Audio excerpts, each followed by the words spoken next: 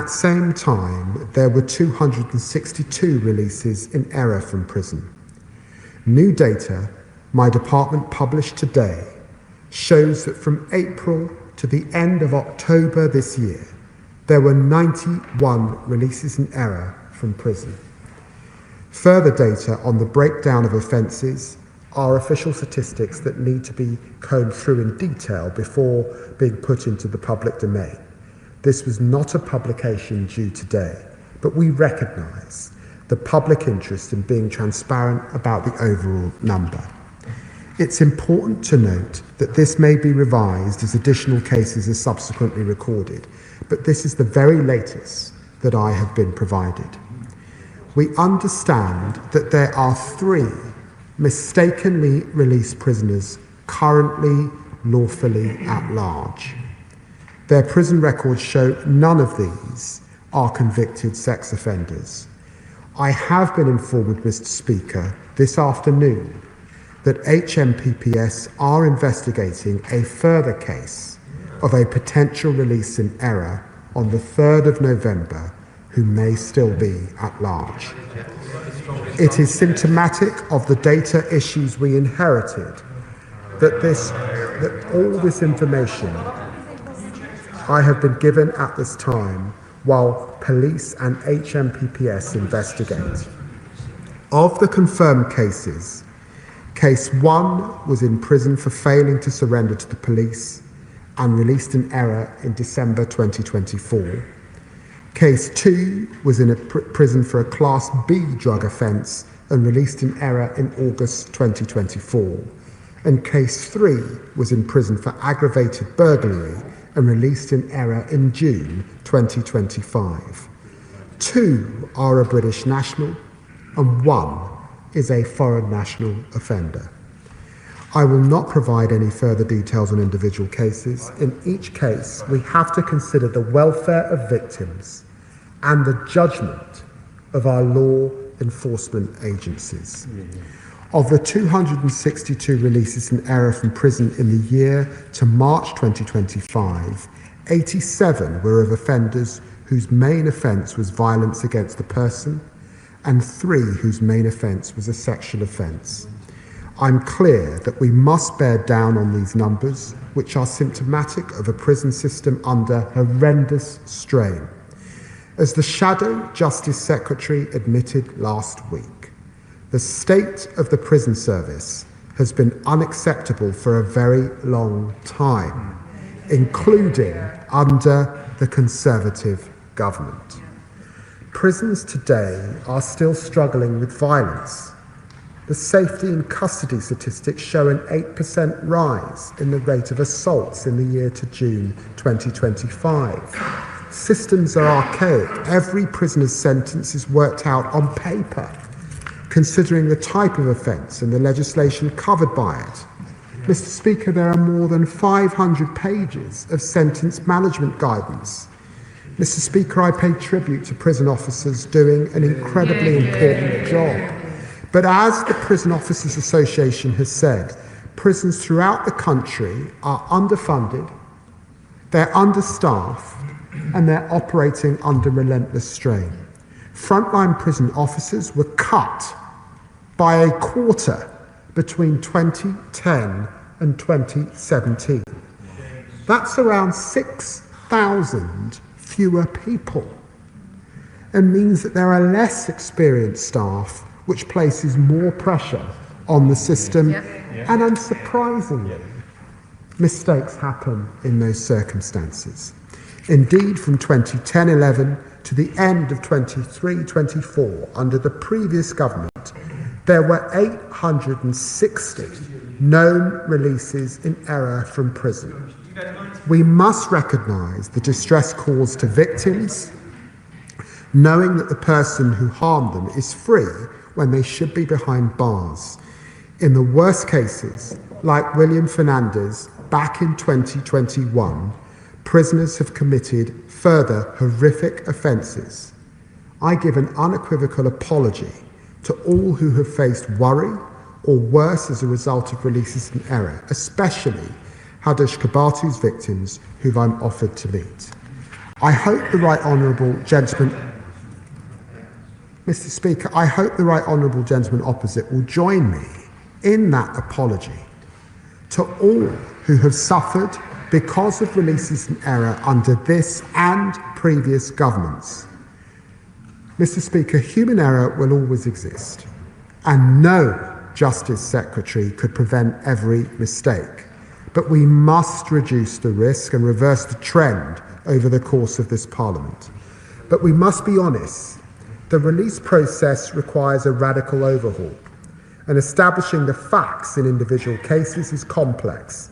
Decisions about public statements rightly rest with the police. Issuing details too early could frustrate covert inquiries or put police officers or the public at risk. These are judgments for experienced operational leaders, and parliamentarians must give them the space to make them. Mr. Speaker, this is a complex issue. We must be straight with the public about that, and I'm clear that we have a mountain to climb in response. So first, I'm chairing a new Justice Performance Board. It will give a comprehensive view of prisons and criminal court performance, including releases in error, to drive a step change in how we respond. The first monthly meeting took place yesterday. Secondly, I'm making sure we understand the issues. Following the release of Kobatu, I asked Dame Lynn Owens to carry out a review. This will conclude by the end of February next year. It will now include the adequacy of data collected and published on releases in error, and we fully expect to uncover additional incidents. I can also announce that we will set up a team of data scientists to review historic releases in error to understand what's going wrong. Third, I'm improving processes, because some of these errors actually originated not in the prison process, but in the court process. I will implement an urgent warrant query unit supported by court experts so that prisons can escalate queries and get rapid clarifications to reduce the risk of releases in error that emanate from the court system. We're also issuing instructions to court staff to reinforce mandatory requirements for imprisoned orders, to be confirmed verbally with judges before finalising a measure which has been shared with the judiciary. The court and the prison service are also scoping a joint exercise to look at live warrants, initially taking place within the London region. It will identify errors and ensure prisoners are subject to the correct warrants. Fourth, I'm accelerating upgrades. I stood up a digital rapid response team last week to reduce human error with cutting-edge technology. Over the next 6 months, we will provide up to £10 million to deliver AI and technology solutions to help frontline staff avoid mistakes and support them to calculate sentences accurately. Finally, I'm simplifying the release policy. One of the aims of the sentencing bill is to standardise how cases are treated, and following Dame Lynn Owens' review, we will consider whether amendments are required to operational policy. These are the initial steps to address the issue, but I will update the House where further changes are necessary. I commend this statement to the House. Right, can I just clear something up? And it's not got to happen. First of all, I was told Justice Secretary needed 13 minutes. Just bear with me. And I said, look, you need to ask. And in the end, the department came back and said, oh no, it's 10. It then wasn't 10, it was almost 12 minutes. I will work with Ministers and Secretary of State, but it is 10 minutes. If there needs to be an extension, please ask, don't keep changing the times, because in the end, it is unfair to shadow ministers when it goes over. So what I would say is, you've got an extra minute, you've got an extra half a minute, but please, stick to the rules of 10. If you do need longer, I am always sympathetic as long as I know in advance, but to have this conversation with the department that it was no longer needed makes your department look foolish, and it certainly am not going to make me look foolish in the future. Shadow Justice Secretary. So, Mr. Speaker, we're back here again then. At least the Justice Secretary gets some use out of his new suit. But where has Wednesday's bombast and bravado gone? Get a grip, man, he thundered last week, without even a hint of irony. None of that today, was there? And why is that? Well, It's because, like increasing numbers of criminals in our jails, the Justice Secretary just doesn't know whether he's coming or going. Even his colleagues in government are now turning on him, some with unbridled contempt. The handling is terrible, was the verdict of a cabinet minister. Just rank incompetence. Cowardly. Frankly, pretty dodgy, was the verdict of another. Before long, the Prime Minister will be saying he has full confidence in him. And we all know what that means. Look, 2 weeks ago, he came to the House and he said he had put in place the strongest checks ever to stop releases in error. 48 hours later, another prisoner with a history of sex offences was released in error. 7 days later, and a fraudster is let out the very day he was sentenced to 45 months inside. And today, he admits that he's lost another prisoner that same day. They're Lammy's lags, a whole new category of criminal who can just waltz out of prison despite having the strongest ever checks introduced by this Justice Secretary. The public are being endangered as this circus rumbles on, week after week, with no end in sight. When will he put a stop to it? He can't just hide behind the inquiry that he's commissioned. He couldn't even get the head of the review, Lynn Owens, name right last week. Anne Owens. Anne Owens, he bellowed. Well, I looked her up, and the only Anne Owens I could find was a panto performer who recently appeared in Alice in Wonderland. Perhaps she was the one who gave him some tips on his performance at the dispatch box last week. The former Chief Inspector of Prisons says that this has been caused, at least in part, by the confusion created by Labour's botched early release scheme.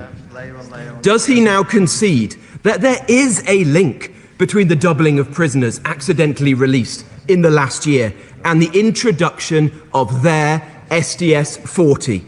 Or is it just an extremely unlucky coincidence? Don't take us for fools. And Mr. Speaker, when will he finally come clean? He won't provide details in parliamentary questions. He won't answer even when he is here for Prime Minister's questions. He won't respond to letters. Well, perhaps that's because they weren't addressed to the Deputy Prime Minister. He's now been dragged here, kicking and screaming, to admit that one prisoner has been on the run from this Labour government for 14 months, and 91 have been accidentally released over the last 7 months. But the Justice Secretary is so clueless, he's literally lost track of how many prisoners he's lost. He says today a prisoner may have been accidentally released last Monday. Well, has he looked? He's either in his cell or he's not. What a complete and utter farce he's presiding over. As we all suspected, the crisis on his government's watch is even bigger than he dared admit. That's why he wouldn't say anything last week. Prisoners are being accidentally released nearly every other day and putting our constituents, his constituents, at risk. At this rate, he's on track for 156 prisoners to be accidentally released this year, which would be a record were it not for the doubling his government managed to achieve last year under their watch. And in his statement today, he poses more questions than he manages to answer. How many crimes were committed by those prisoners whilst they were on the run? Why can't he tell us who these 91 prisoners are? Who is the foreign criminal? And who is this mystery fourth offender he may have lost?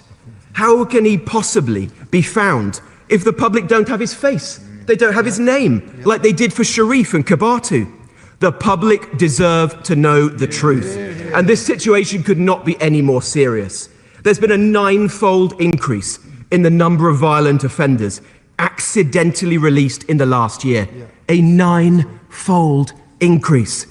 The criminal justice system under his watch has been made to look a total mockery. The public are being put at risk. In his own words, Mr. Speaker, it's time for him to get a grip. or go? Justice. Well, Mr. Speaker, this is a crisis that we inherited in our prison system. And it's worthy of sober reflection, because he knows, Mr. Speaker, that when they were in government, there were 17 prisoners released in error every month. He knows that. He knows too, because the former Conservative Justice Secretary said on the issue last Friday, we essentially run our prisons regime very hot. We are very close to capacity. We have seen a big increase in the prison population over the last 20 years, and resources have not necessarily matched that. That is the first problem. And another former Justice Secretary, Alex Chalk, said part of the issue is we can't hold on to prison officers without that expertise. Errors creep in. And he himself also challenged their record in office. So he knows that this is a cross-party issue that, of course, we have to grip. Now, I said that I put in place those checks, and I stand by the checks that I put in. I also said in my statement that the cases that we are uncovering, many of them occurred before those checks were in place, and another case involved an error that was in the court system, and that's why this new query process is very important indeed. And it is the case that we had to introduce SDS 40, and he knows why that's the case, because his government, just in the last few months in office, made 3 different changes to their early release scheme. So worried were they about prison capacity, a prison capacity issue that we inherited. He knows 500 extra places in the prison system is all that they built in 14 years in office, 14 years, and we've pledged 14,000 by 2031. He also knows, like night follows day, if you cut officers by almost 50%, is what they did in office, you cut those officers, and then you recruit new officers, as we've attempted to do. These are very junior people working hard, and I thank them for all that they're doing. But in those circumstances, mistakes will be made. I've asked Dame Lynn Owens to look at this, really, really important. I've put in place the digital team because he knows also that this is a system based on human beings, therefore you get error. Only technology will fix this issue over time. And I've now put in place this double check between the court and the prison system. Chair of the Select Committee, Andy Slaughter. Thank you very much, Mr. Speaker. I welcome the initiatives the Lord Chancellor has announced to deal with the wrongful release, but does he accept that the level and circumstances of such releases are symptomatic of a deeper malaise? Will he look at the Justice Committee current reports on drug culture, organised crime and lack of education and work in prisons? And will he commit to tackling the underlying breakdown of order and discipline in the prison system, which over years of decline have made many prisons unsafe, chaotic and unfit for purpose? Justice. Well, I'm very grateful to the honourable gentleman for all that he is doing, and he has been on these issues for many years. His words echo those of the prison inspector, and of course he knows that this is a system that's incredibly hot, frankly, because violence is up, self-harm is an issue, drones and the things that are arriving in prison, particularly drugs, is also an issue, and then we have staff doing the best they can in very, very difficult circumstances. He knows too that no government No government could turn around the austerity that this public service saw in 16 months in office. Liberal Democrat spokesperson Jess Brown-Feller. Thank you, Mr. Speaker. If the situation wasn't so serious, it would be laughable. It seems like people have tougher checks to currently speak to an advisor at HMRC or get a GP appointment than offenders have to be released from a prison. Since the mistaken releases of recent weeks, I have heard horrendous reports from prison officers inside prisons. Prisoners identified by low-quality black and white photographs, printed on paper, a few basic questions on personal information before being cleared for release, information that could be readily shared between inmates before release. That is not good enough, especially when we now have biometric technology which is currently used for visitors to prisons and not inmates. We cannot be relying on an honour-based system, reliant on the goodwill of convicts to hand themselves in, and police forces certainly don't have spare capacity to be conducting regular manhunts for people that should still be locked up. After the release of Hadush Gabatu, the Deputy Prime Minister promised enhanced security checks. Yet since then, some of society's most dangerous individuals have still ended up on our streets. So will he now spell out what those enhanced checks actually involve, and whether biometric testing is used routinely to confirm a prisoner's identity before release? And can he confirm what training prison officers receive before managing prison releases? Like most of the justice system, our prison system has been mismanaged and underfunded by the previous complacent Conservative government. So we do appreciate that this government inherited this mess. However, the numbers of mistaken prisoner releases have risen sharply under their watch, and they cannot continue to risk public safety, particularly given the fact that it took them a whole 7 days to realise a prisoner had been mistakenly released, and are seemingly blaming an email being unread for the most recent error. Can he confirm how long the Ministry of Justice has known about the 3 prisoners at large, and how long have the police been trying to find them? The Deputy Prime Minister has promised the public an investigation, but they cannot wait months for answers while their safety continues to be put at risk. So what immediate action can he take today to ensure that dangerous criminals stay behind bars and these mistakes stop once and for all? So State. Well, can I say to the Honourable Lady, when she reflects on the releases in error, that 57,000 people are released from prison every year, and I'm sure, like me, she would commend the good work of prison officers and those in offender management units across our prisons doing a very difficult job in what are very difficult circumstances.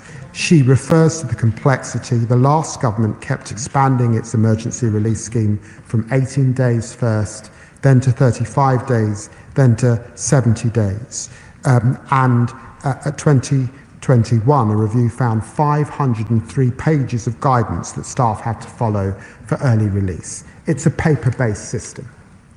And so I cannot stand here as a Secretary of State and say that in a paper-based system that you can eradicate all human error. You can't. The only way to deal with that would be technology, to bring those levels down to something that I think the House would think was acceptable. I want to see the figure come down to historic levels over the course of this in Parliament. It will, of course, take further investment, but I hope that the investment in 10 million in this new digital team, and indeed the support that we're offering now between courts and prisons, will make a substantial difference. She asked me what I'm doing: a new Justice Performance Board, of course Damien Owen's review, the urgent query process that I've outlined, the digital rapid response system, and of course simplifying the release policy, which is effectively what comes out of the sentencing bill.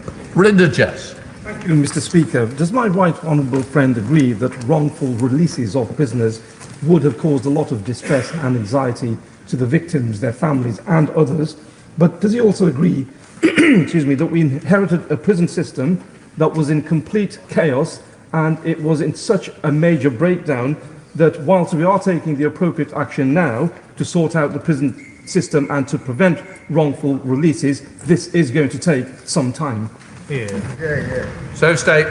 Well, I'm very grateful to the honourable gentleman for his question, and he's absolutely right. And I think the public recognise this, that they won't particularly have visited our prisons, but they know that cuts in our public services are real. They see it in their local authorities. They see it in their local hospitals. They see it in their local schools. They know that things like Sure Start were decimated.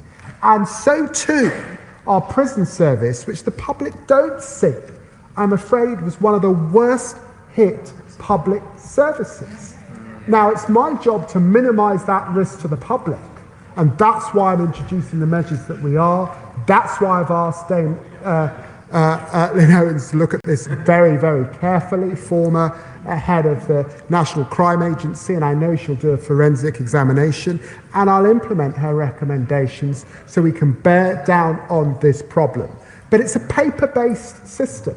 I didn't realise coming into this job that it was a paper-based system. I'm not sure the Shadow Justice Secretary has realised at all since he's been doing this job that it's a paper. But his former Justice Secretaries under his government know that it's a paper-based system, and they know that's why errors happen. Dr. Neil Shastra-Hurst. Thank you very much, Mr. Speaker. Mistaken releases of prisoners don't just undermine public trust and confidence in the system, they cost money. They cost money because the police have to go and find them and return them to prison. Can the Secretary of State set out how much it has cost the police to return prisoners to prison since this government came to power? So state. Well, previous governments did not have that data, and I'm pretty confident that I don't have that data. If it does exist, it exists with individual police forces who deal with these issues operationally. But he's absolutely right. Every prisoner released in error has to be found by the police. I thank the police for all that they've done, and I particularly thank Haringey Police for finding the 2 high-profile cases. Thank you, Mr. Speaker. Under the system in force for many years, the government cannot initiate deportation action until after minimum custodial terms have been served. So can the Deputy Prime Minister commit to ensuring that measures removing all minimum custodial requirements will be implemented so that eligible foreign offenders can be removed as soon as possible after sentencing so victims can be spared the distress we've recently seen? I can give him that undertaking. That's why we brought forward the sentencing review. That's why we've increased the removal of foreign national offenders for 5,000. All of it done in the last 16 months, something they never did once. Sir Ashley Fox. Thank you, Mr. Speaker. 2 days before Kadur Sharif was released, the Justice Secretary said he had introduced the strictest checks ever seen in our prison system to stop similar unacceptable errors in future. Were they not implemented, or are they not strict enough? So state. I say to the Honourable Judge, were you not listening? I discussed the cases just a few moments ago. I discussed that those cases emanated prior to those checks, so many of them, and that those cases also, one of the errors started in the court system. It's also the case, and I've been crystal clear about that with the House, in a paper-based system where the most junior people often in our OMUs are dealing with this. You cannot eradicate all human error. And any Secretary of State that stood up this dispatch box and said that would be telling a mistruth. Sarah Russell. Thank you, Mr. Speaker. We, of course, must solve the immediate problem of the accidental releases, which are a huge issue. But in terms of the longer-term planning, we have a very high vacancy rate within our prisons. I understand what the Secretary of State has said about the work that's gone into bringing this down, but will he look at the Justice Select Committee's recommendation to produce a 10-year plan for workforce for the prison system in the same way as we do for the NHS? Very grateful to my honourable friend, and we are looking at that recommendation. There are significant workforce issues. We're asking our prison officers to work under a system that the prison inspector himself has said is cracking and is at breaking point, and we must invest in our workforce. That's about. Thank you, Mr. Speaker. The day before Prime Minister's questions last week, we spent hours discussing the Public Office Accountability Bill. And I just wondered, bearing in mind there's such a crash in public trust and confidence, whether the Lord Chancellor considered that it might have been better to have referred to the fact that he knew that there was a mistaken release of the prisoner in the offing. He might not have been able to give the details, but I think in order to restore public trust and confidence, and in light of the Public Office Accountability Bill, whether it might be better to have said something and to hold over that decision and say he would come back later to the House with more detail. So stay. Well, I recognise why the Honourable Lady, who's very reasonable, is making her comment in the way that she is. But I simply say that we inherited a system where 17 errors in release are made every single month. There is a data release every July. I've now updated the House with more information than the House has ever had about this issue. But I've also been clear, as any Justice Secretary would be, that we are not going to be able to eradicate human error and not going to be able to get back to historic levels quickly. But I put in place as much as I can to minimise the risk to the public. Andrew Page. Thank you, Mr. Speaker. As a member representing a prison constituency, I'd like to put on record my thanks to prison and probation staff who work hard under difficult circumstances. But in recognising that, I also know the pressure the prison system is under. It is shocking that a legacy of 14 years handed over to this government, a paper-based system and a prison system that was breaking. The party opposite likes to talk about a farce. If they want to talk about a farce, I will hand them a mirror to look into, because the only farce here is the breaking system. So can my honourable friend tell me what more we can do to support prison staff? Yes, there needs to be accountability, but we need to invest in technology, invest in solutions, and give our prisons the systems they need to stop these things happening in the future. So stay. Well, he's absolutely right. The best way to deal with this is to move to a system that's based on technology. To use the AI that's out there to properly compare records, whether they come from the court or whether they're from early release. That will take significant time, but I have found £10 million to at least begin that process, and that process begins as a result of these recent high-profile cases. Sandra Mitchell. Thank you, Mr. Speaker. May I tell the Right Honourable Gentleman that even the West Midlands Victims Commissioner, Natalie Kairosh, is herself living in fear due to the government's new release guidelines on open prisons. In 2016, she was stabbed in my constituency 24 times by her ex-partners. She was 8 months pregnant. Her attacker was jailed for 18 years, but is now moving to an open prison 4 years earlier than expected. And Natalie is terrified of coming face to face with him. Can the Right Honourable Gentleman explain why those convicted of domestic abuse who cannot apply for early parole under the SDS 40 process are not also excluded from the government's dangerous policy of moving offenders to open prisons? So say. Well, I know that the Victims Minister has met with her, and he will also know that in the sentencing bill we have restriction zones that can restrict the movement of those who have committed crimes like the one he refers to.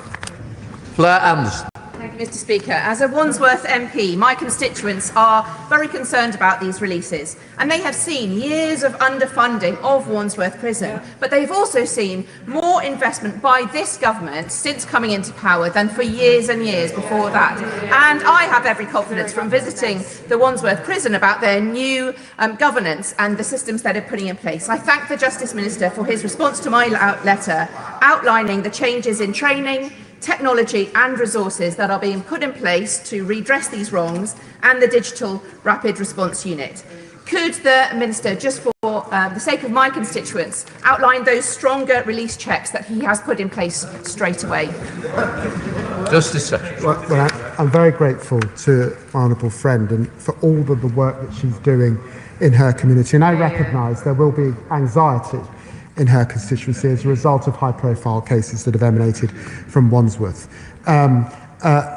She will know that one of those cases involved an error that actually started in the court system back in September before the checks that I have put in place. But when she asked me to outline what I've done, what it effectively means is that the duty governor, deputy governor are having a double look at what comes out of their OMUs, which are largely staffed by slightly more junior staff in relation who are making these decisions on who should be released from custody. But I look forward to visiting Wandsworth with her in the coming months.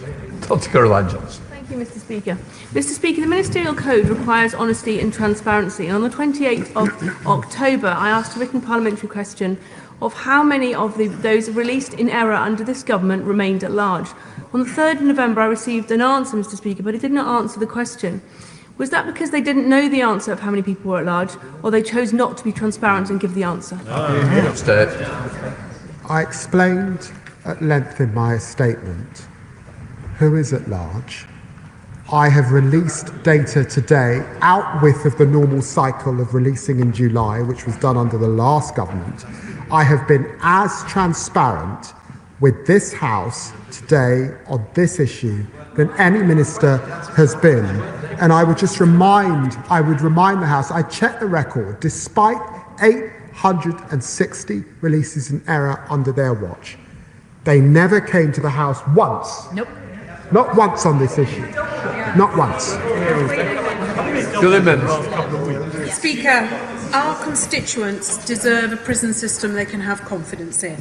And yet, prisoner releases in error increased every year since 2021. Despite that, there was no call for an investigation. There were no reforms. Can the Minister therefore please reassure my Carlisle constituents that it is this government that will implement the findings of Dame Limoin's investigation and restore the confidence that was eroded under the previous government?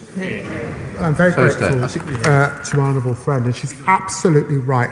Not once did they make a statement, even when William Fernandez was released in error under them and went on to commit an horrific crime.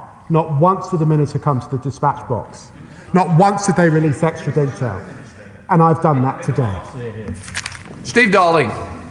Thank you, Mr. Speaker. A Torquay solicitor has recently told me of multiple occasions where there has been a lack of security staff to convey convicted criminals from Newton Abbot Magistrates Court to prison.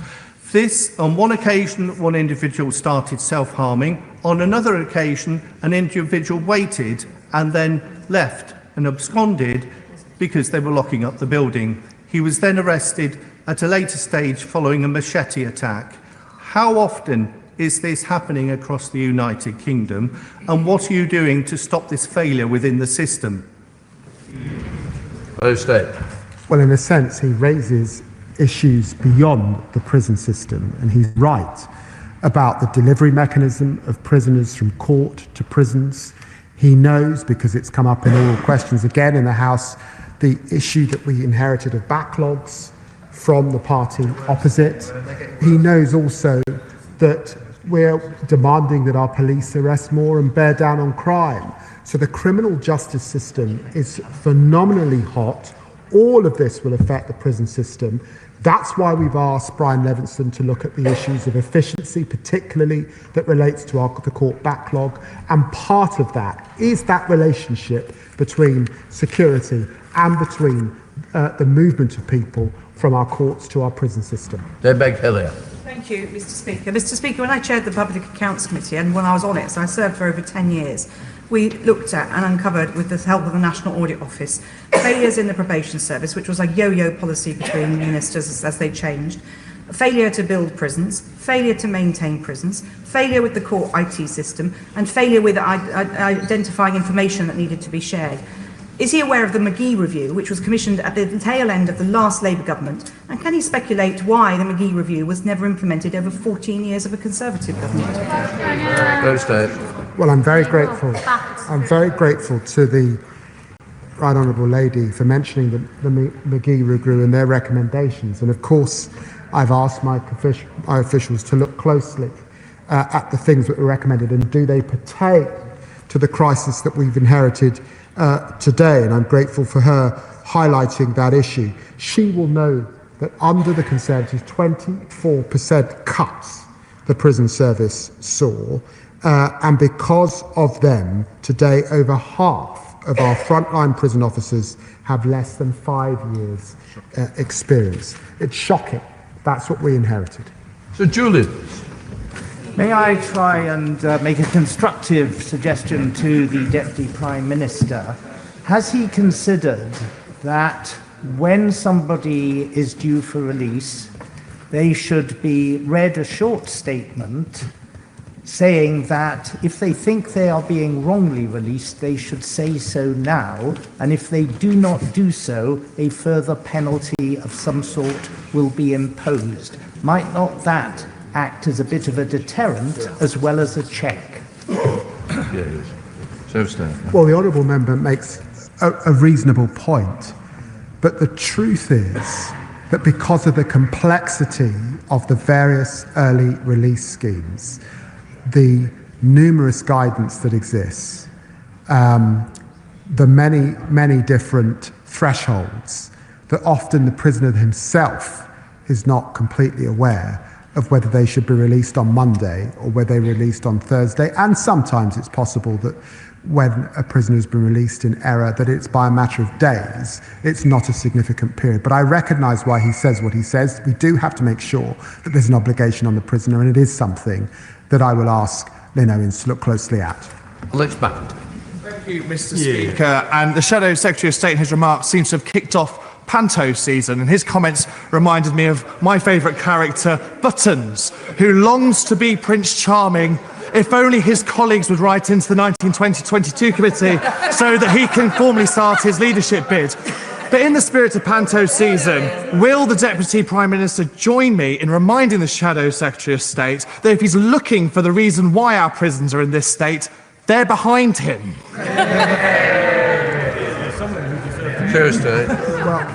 Well, he puts it beautifully, but I suspect it's why that the Shadow Justice Secretary said last week that the state of the prison service has been unacceptable for a very long time, including under the Conservative government. I suspect it's why William Hague, the former leader of the Conservative Party, said that the government failed to grasp either they didn't build more prisons, they didn't have enough people in our prisons, and this has been a long period of real failure. But a message, Jackie. Thank you, Mr. Speaker. Between the 5th of July and the end of the reporting period in March, this government has overseen the accidental release of 193 prisoners. That's 5 prisoners every week. And we now know that there have been a further 91 accidental prison releases since the 1st of April, so 284 in total. So what assurances can the Secretary of State give my constituents that no prisoners have been accidentally released from HMP Littlehay in my constituency since Labour took office? He knows that about 17 prisoners a day were released in errors under the last government, and he knows too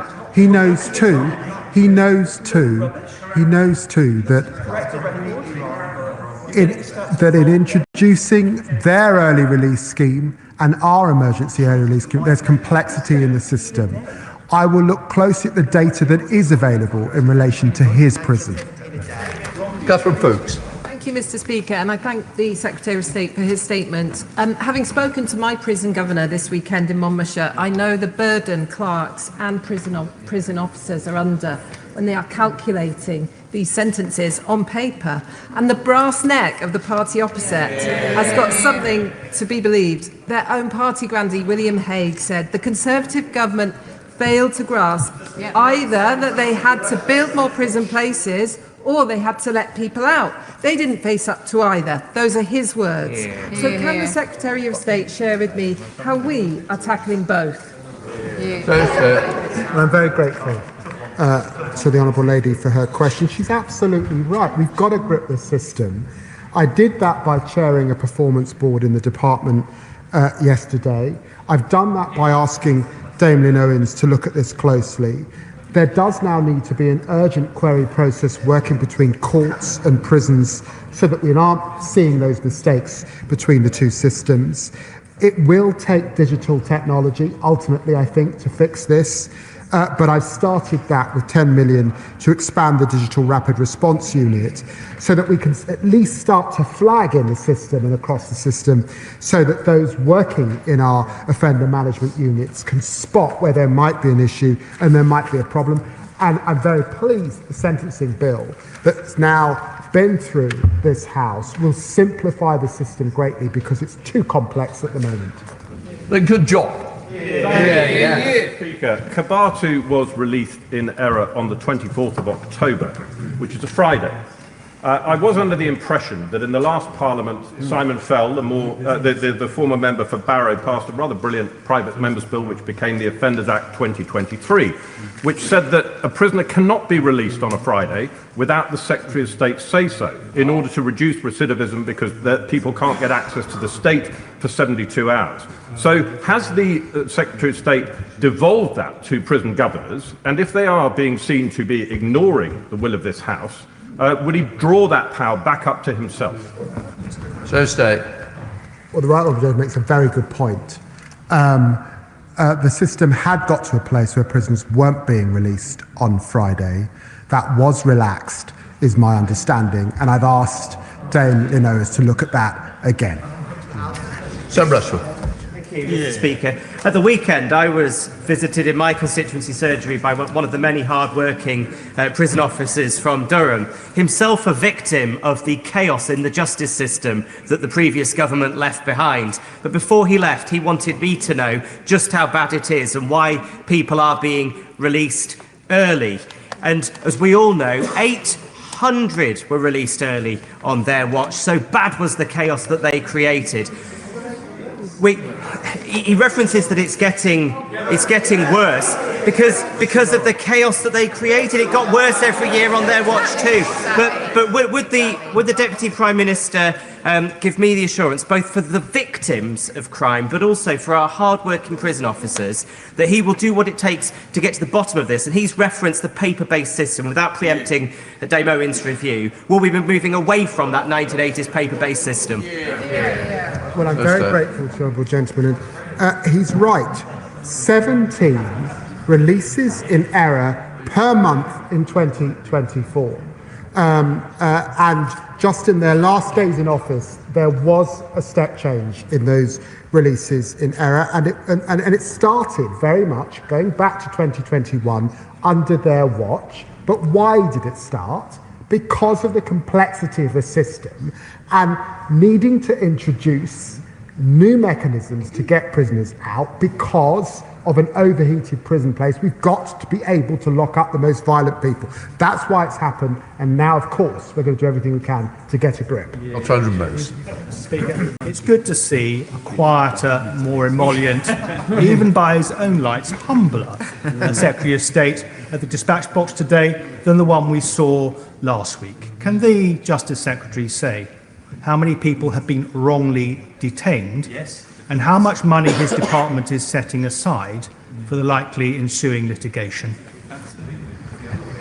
Well, he knows that we release those statistics on an annual basis, but I think behind his question that he knows just as the system releases prisoners in error, sometimes it also retains prisoners when they should be released. The two go hand in hand.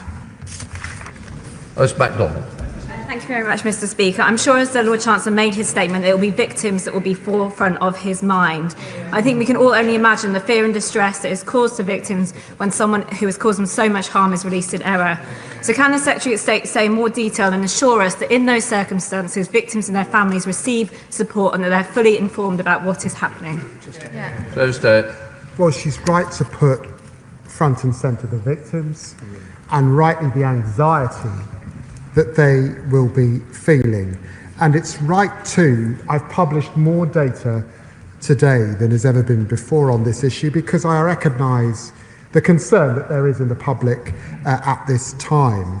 But it's also right that I leave and work with the police and our enforcement agencies on the publication of particular cases, because sometimes, either because victims have not been informed or it'd be dangerous to publish names, or indeed it might mean that the prisoner is able to know that he's being looked for and goes underground, or she's being looked for all of those reasons, we have to work with the police on these very sensitive issues in order to protect the public and absolutely to protect victims. James White. Thank you very much. Mr. Speaker, public safety should be the Justice Secretary's priority. So why did it take 6 days for the Metropolitan Police to be informed that a sex offender had been wrongly released from HMP Wandsworth? Well, as I said, I've apologised from this dispatch box. Human error is in the system. There are delays, not just within our prisons, but also between different agencies, and that's why I've put in place the query system particularly. Catherine. Thank you, Mr. Speaker. The government inherited a prison system which was so weakened by austerity, but it was also overcrowded by a justice system which failed to actually look at rehabilitation as well as punishment. Would the Secretary of State redouble the department's efforts to match employers who want to give prisoners a chance to learn skills and the habit of work with the opportunity to do so while serving their sentence and after, so that we're able to ensure that our communities are safer because we rehabilitate as well as punish? Well, I'm very grateful to the Honourable Lady, because she's emphasising punishment that works. And punishment that works has got to mean skills, education and employment, so that people don't go on to reoffend. And we've inherited a system where recidivism rates are beyond 60%, which means that the system isn't working, even though it's overheated. So these are issues that we have to look at in time. The sentencing bill is the beginning of the story, but we will have to return to these issues if we're serious about reducing reoffending. Dr. Neil Hudson. Thank you, Mr. Speaker. Mr. Speaker, recent events and today's court ruling bring to the surface again the anxiety of our Epping community. My thoughts, Mr. Speaker, remain with the victims, including the 14-year-old Epping schoolgirl. Appallingly, they and their families heard about this wrongful prisoner release from media instead of the government. It is frankly astonishing the government are only using their levers of power in the courts to overturn this case brought by the council, but are not using their powers to address the issues in the front line. The illegal immigration crisis, mistaken release of convicted prisoners, and serious management and safeguarding issues associated with the Bell Hotel, which needs to close urgently. When will the government get a grip, realise that they are not political commentators, but they are players on the pitch, and use their powers to tackle these issues once and for all? Well, I recognise the sensitivity of this issue in his constituency, and I do recognise that many will have looked closely at that decision in the courts today. He knows that under the last government, £9 million a day being spent on housing people in hotels. He knows that the government is committed to a new programme, and we're looking, for example, at military bases to see where we can house. But he also knows that we have increased the amount of foreign nationals leaving this country and returning to the countries that they are from. Paul Wall. Thank you, Mr. Speaker. I'd like to put on record my thanks to all the prison officer staff at Buckley Hall Prison in Rochdale, who've held the line in the face of impossible cuts and challenges over the last 14 years under the last government. It's hard to imagine the sheer distress that's caused to victims and their families whenever there's a release in error of any prisoner, as happened, as has been said, 800 times under the last government, without a single apology, without a single independent inquiry, without a single photo, without a single name that are being demanded by the shadow leader up on the other side. Does he agree that victims and their families should be put at the heart of our reforms when we're trying to make sure this never happens again? Show State. He's absolutely right, and it's one of the reasons why I asked Dame Lynn Owens, as she looks at this issue, to meet with the victims, particularly of Kabatu's crime, and keep victims in mind. We do have to ensure, notwithstanding the errors that have been made, public confidence in the system. And it is important, of course, to assert once again from this dispatch box that 57,000 people are released from prisons every year. And the vast majority of those lead to no error at all. Chris Spence. Thank you, Mr. Speaker, and can I thank the Deputy Prime Minister for his statement today and the manner in which he has delivered it. The wrongful release of prisoners is of huge concern to my constituents in Harlow, and can I echo the comments made by colleagues across the House that ultimately the people that really suffer from this are the victims of those terrible crimes. Having previously worked for a homeless charity in Harlow, I saw a number of prisoners who were released on a Friday. They'd come to us on a Friday afternoon at about 5 o'clock with nowhere to go. Does the Deputy Prime Minister agree with me that actually when we release people from prison, we should make sure they have somewhere to go? And actually, if they have to declare where they're going to go after they're released, we may be able to avoid some of these mistakes. And he's right that the Friday release issue, was often about public services not being available over the course of Friday evening into Saturday, and the homelessness problem that pertains to. And it's why I think it is important that we relook at what is happening in the system and the system that we inherited. Alison Griffith. Thank you, Mr. Speaker. On the 10th of October, Ola Abimbola, a violent Nigerian criminal, walked out of Ford Open Prison in my Bognor Regis and Littlehampton constituency. He hasn't been seen since. He's meant to be serving 21 years for GBH, kidnap, and possession of an offensive weapon. So I asked the Secretary of State, how many other prisoners are at large from Ford Open Prison, and what offences were they imprisoned for? So State. Well, the Honourable Lady will know that absconding is a serious criminal offence, that any defendant who commits this crime could face longer behind bars. It's a different issue, of course, to releases in error, because there have always existed Category D prisons and absconds. Those prisoners are assessed, but I want to assure her that actually when we look at the trend of those who are absconding, it is on a downward trend, with 57 in the year to March 2025. Thank you, Mr. Speaker. Is the Justice Secretary aware of any crimes committed by wrongly released prisoners whilst at large?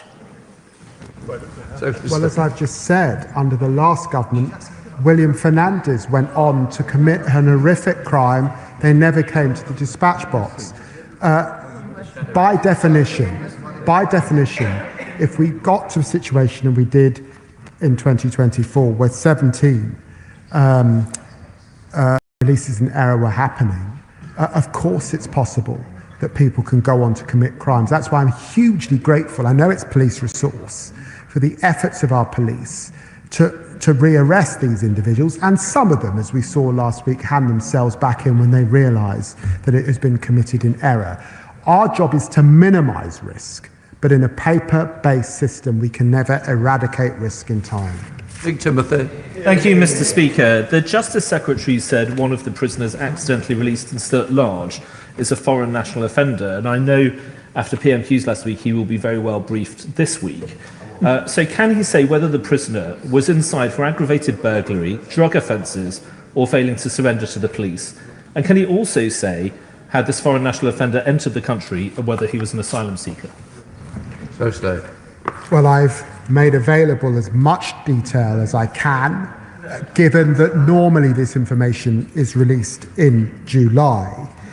Case 2 was in prison for a Class B drug offence, and my understanding is, to the best of my knowledge, that that was the FNO prisoner.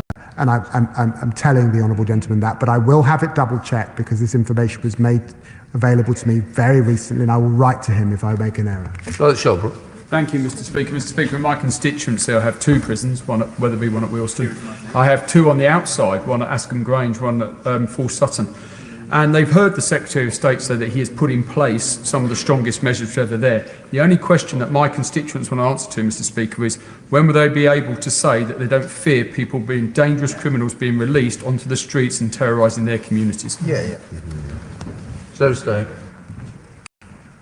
Well, I recognise the anxiety that this will have caused, and in a way this has been a revelation to the public that people are released in error from our system. And I'd want to emphasise that the vast majority of people are released in the correct manner, 57,000 released every year. But under successive governments for all of my lifetime, there have been releases in error. We want to bring that down to historic levels because it has been going up since 2021. But in a paper-based system, implemented often by junior staff, I cannot stand here and say we will eradicate it, but we will reduce it over the course of this Parliament. Luca. Thank you, Mr. Speaker. Last week in Prime Minister's Questions, the Deputy Prime Minister said, quote, "Get a grip, man. I know I'm the Justice Secretary." Well, I'm pleased he knows he's the Justice Secretary, and with it comes leadership. So can he guarantee for the public going forward he has a grip on the issue of released prisoners by mistake? So said. Well, that's why I chaired a new performance board. That's why I've asked Damien Owens to look at this issue intensively. That's why I found 10 million for a digital rapid response unit. That's why, because there's this gap sometimes between our courts and our prisons, as has been referred to, I've put in place a new urgent query process. That's why we're taking through this House the sentencing bill, which will simplify release. All of those measures will begin to bear down on this issue, and I'm sure Damien Owens will come forward with more measures, and we will take them. Mohammed.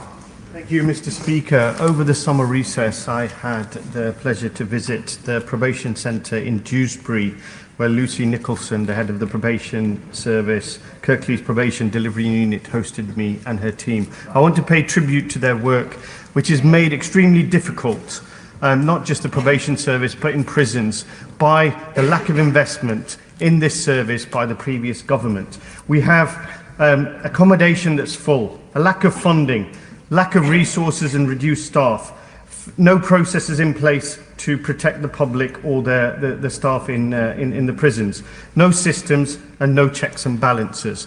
Will the Secretary of State outline the timescales by which some and all of these issues will be addressed so the people in my constituency and across the country can feel safe when they sleep at night? Secretary of State.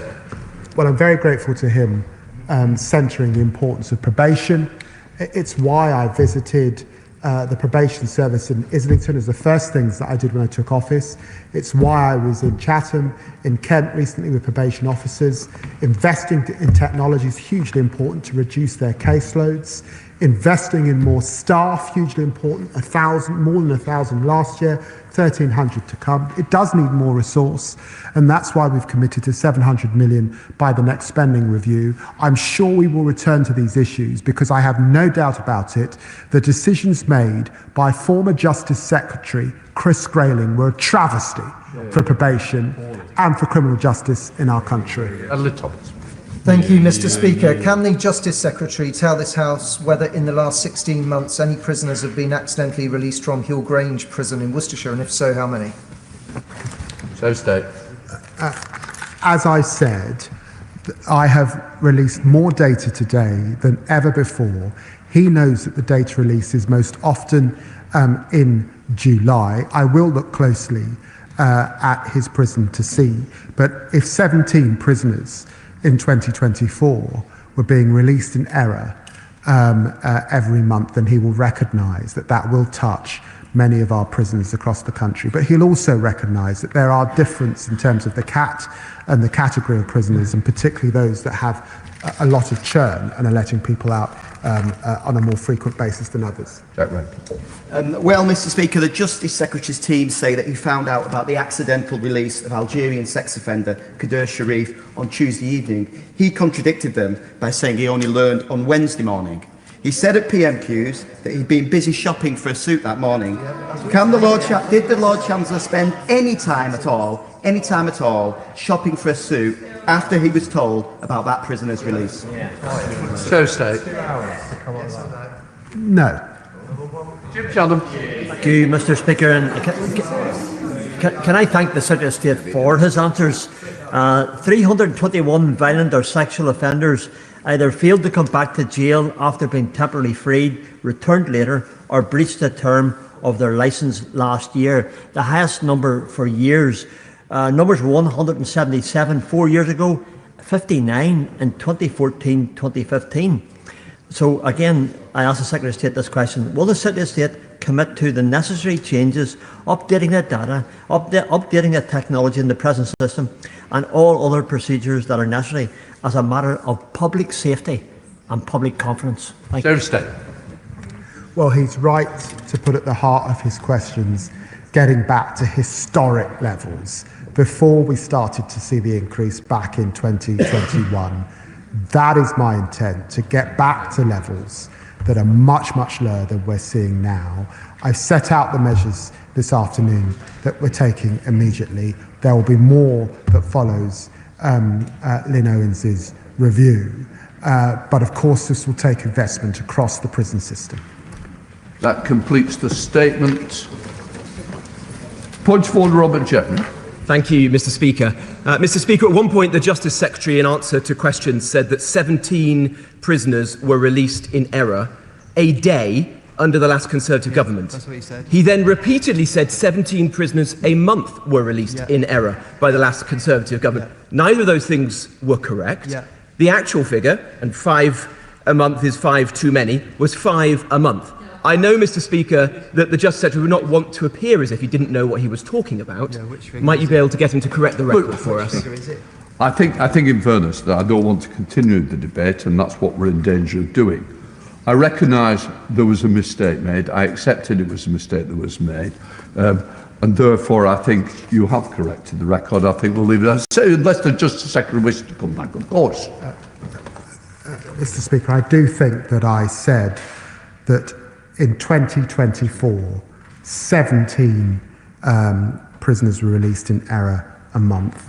If I misspoke at any point, then of course I'm happy to correct the record as I just have, but I'm pretty sure I said that on the record as well. Well, just for the record, mistakenly you said 17 a day, but I knew exactly you meant 17 a month. We will leave it at that. Well, it might be, but I've corrected it for that.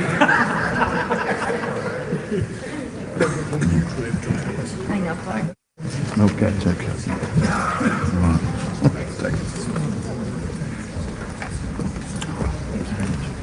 Okay. We now come to a statement. The Secretary of State will explain he has come to the House to update it at the earliest possible moment, for which I thank him. I understand there will be further updates in the future when more is known. We have important and well-subscribed debate this afternoon and further important statements to come before that. In light of this, as there is such a limited, and let me stress, limited amount of information today, I am going to restrict it to a couple of people to actually ask a question. So I want to make sure that people are aware it isn't I'm ignoring them. I will not be taking them, and I'm sure the Secretary of State, not that I want to put words in his mouth, will explain how we will be coming back at the earliest possible moment, because this is a court case, we have issues, and we will not gain anything by standing. Secretary of State. Thank you, Mr. Speaker. With your permission, I'd like to make a statement on the investigation by the Parliamentary and Health Service Ombudsman into the way state pension ages were communicated to 1950s born women. The background to this issue is well known to the House. It arises from how decisions to equalise and raise the state pension age were communicated over a number of years, and the impact this may have had on the ability of 1950s born women to plan for their retirement. It stems from communicating changes in the 1995 Pensions Act that gradually increased the state pension age for women from the age of 60 to 65 to bring it in line with men.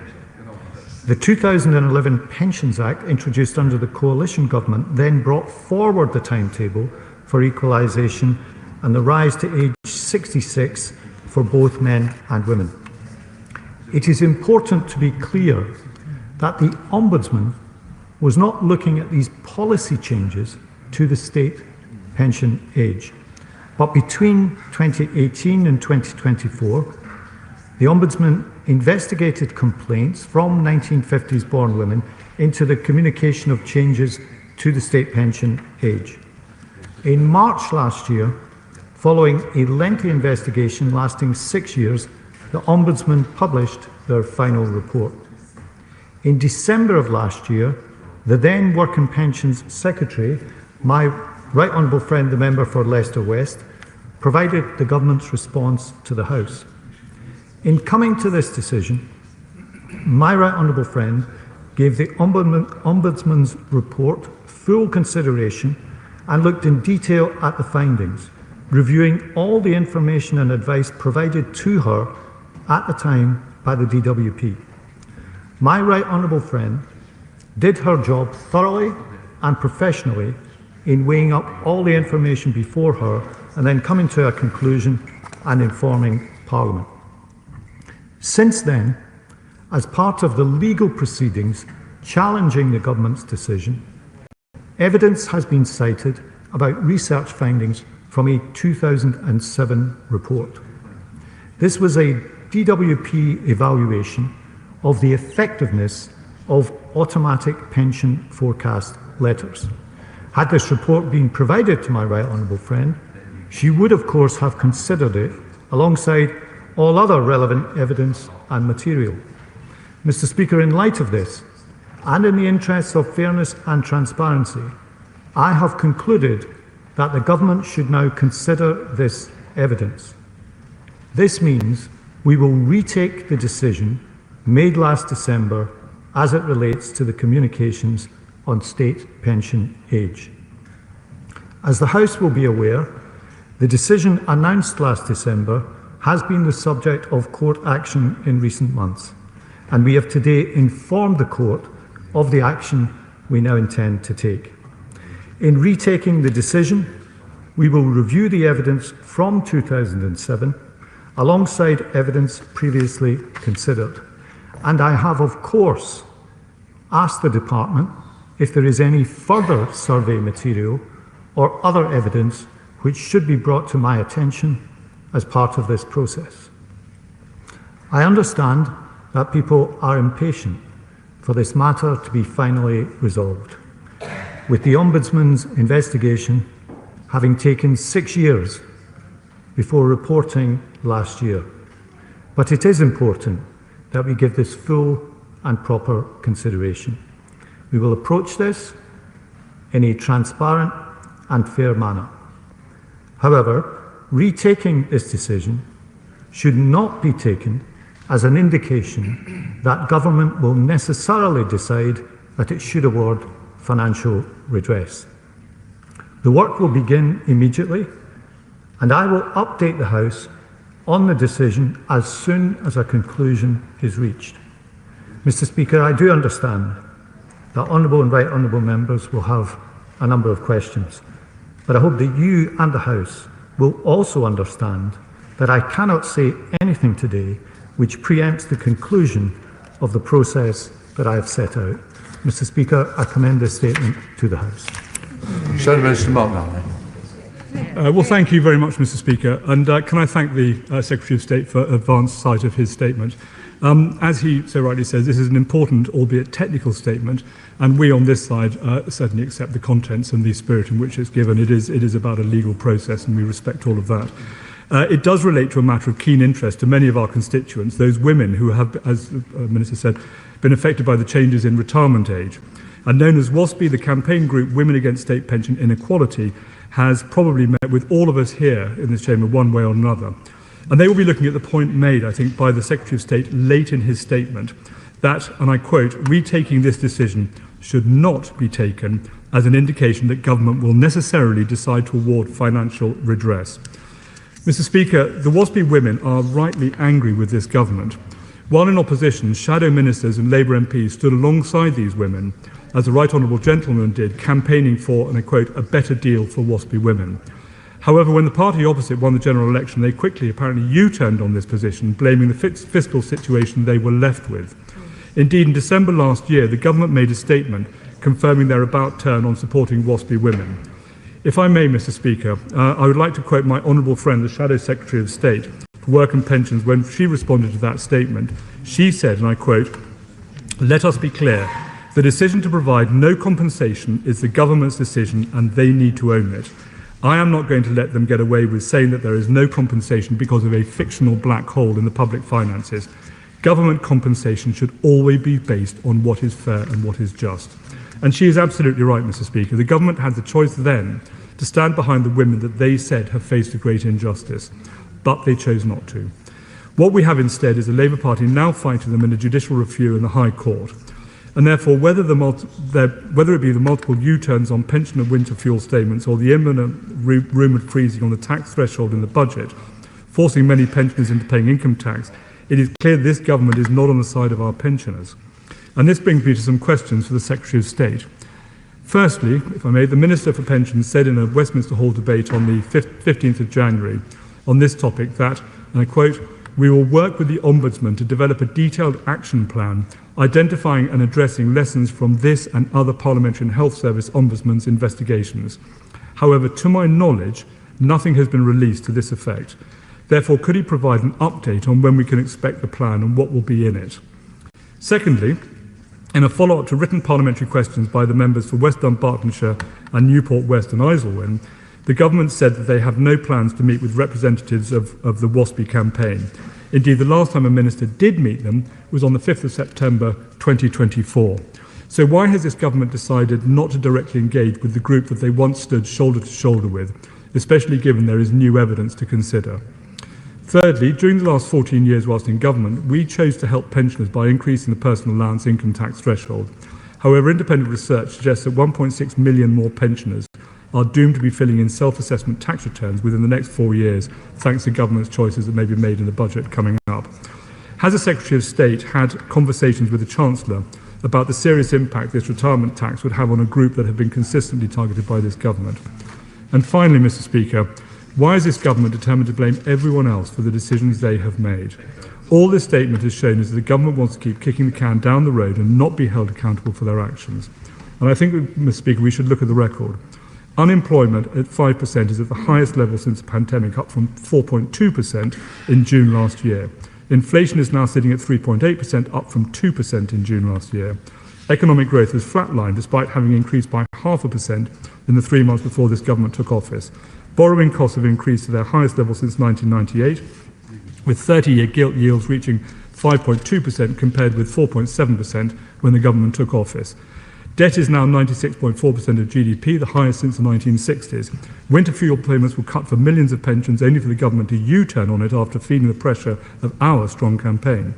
The government is set to break its manifesto pledge and increase the tax burden to an historic high. Isn't it true, Mr. Speaker, that this government has been trying to dodge taking any form of responsibility for their actions? What is their problem with pensioners? Thank you. Thank you, Mr. Speaker, and I'm grateful to the honourable member for at least some of his response. I, of course, cannot preempt the conclusion of the process that I set out in my statement. I want to do this fairly and transparently. I do have to say to him, his own government had many, many years to consider this matter and did not come to a conclusion. So I take it with a little pinch of salt when he urges us to go more quickly. He refers to pensioners. We, of course, said that we would maintain the triple lock. We have kept to that commitment, and that will mean an increase of some £1,900 a year in the basic state pension over the course of this Parliament. We remain committed to the publication of the action plan to which he referred, and he referred to the previous Minister for Pensions meeting the WASPI campaigners. He's right that she did so. He was a little more coy about the last time a Conservative minister met with the WASPI campaigners. Perhaps someone on that side could tell us when. I believe it was many, many years before that, and that our minister was the first one to meet the WASPI campaigners for some time. And finally, on the broader economic record, he failed to join me in welcoming the UK having the fastest growth in the G7 for the first half of this year. Thank you, Mr. Speaker. And I thank my right honourable friend for the statement, and I appreciate the technical nature of that.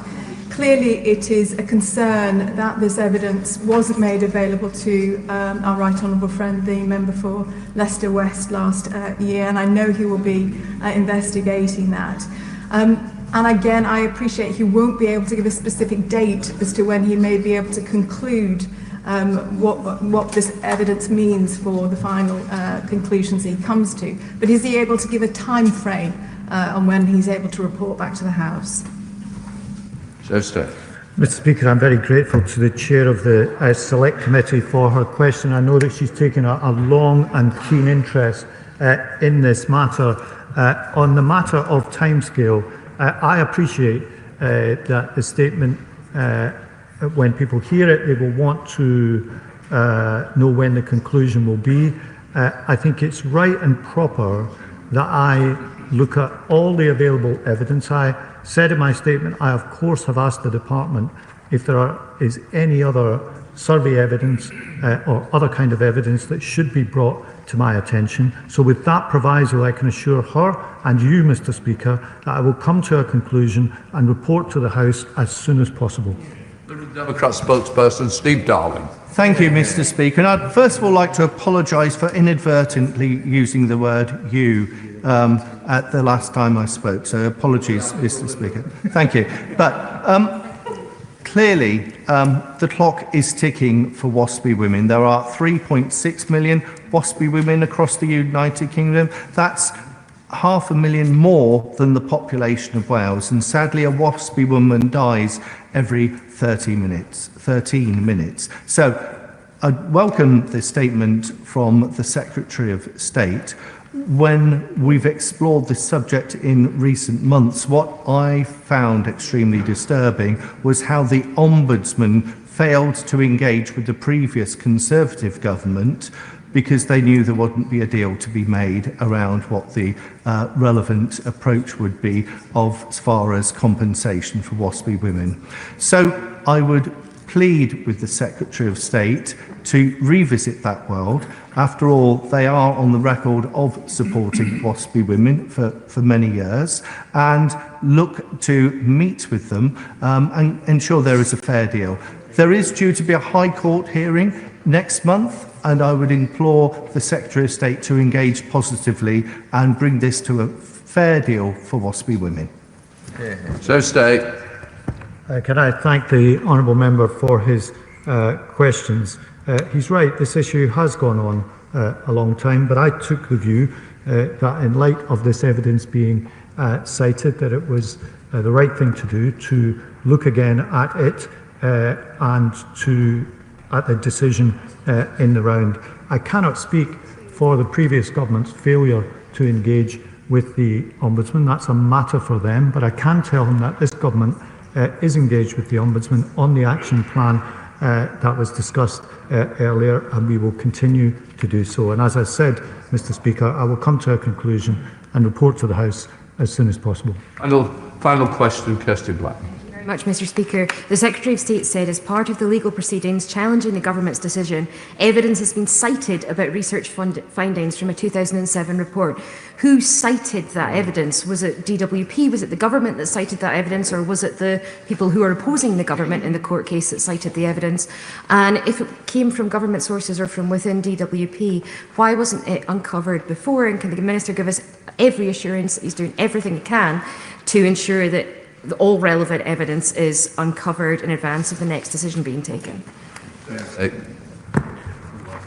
Mr. Speaker, the honourable lady asked about the nature of this evidence. It is a report from 2007. It's a DWP evaluation, as I said, and the survey was not drawn to the attention of the previous Secretary of State because its potential relevance to the making of her decision was not evident at the time. I will consider this survey and any other relevant evidence in the process to which I referred in my statement, Mr. Speaker. I'm going to suspend the House till 17:15 because of the late notice of the next statement. House suspended.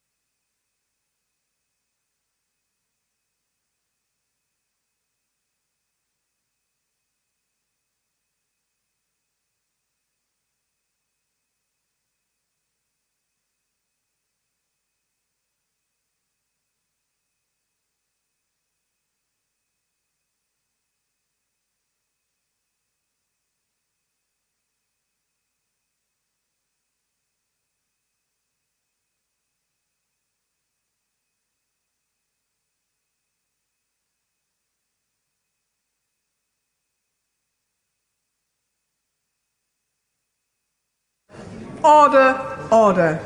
We now come to the statement. Secretary of State, Lisa Nandy. With permission, Madam Deputy Speaker, I will make a statement about the BBC. As the House will be aware, this weekend the Director General and the Chief Executive Officer of News tendered their resignations following concerns about accuracy and impartiality at the BBC. This has sparked intense debate across the media and our nation, and today I want to set out for the House what action is being taken to address the allegations that have been made, the actions this government is taking to support the BBC to address this, and the future of an institution that has been at the centre of our democratic and cultural life for over a century. The House will know that yesterday the chair of the BBC, Samir Shah, wrote to the Culture, Media and Sports Select Committee. He accepted there had been editorial failings and committed to a number of steps in response. Dr. Shah believes that our national broadcaster, which remains one of the most trusted sources of news in our country, has a responsibility to uphold the highest standards. I agree.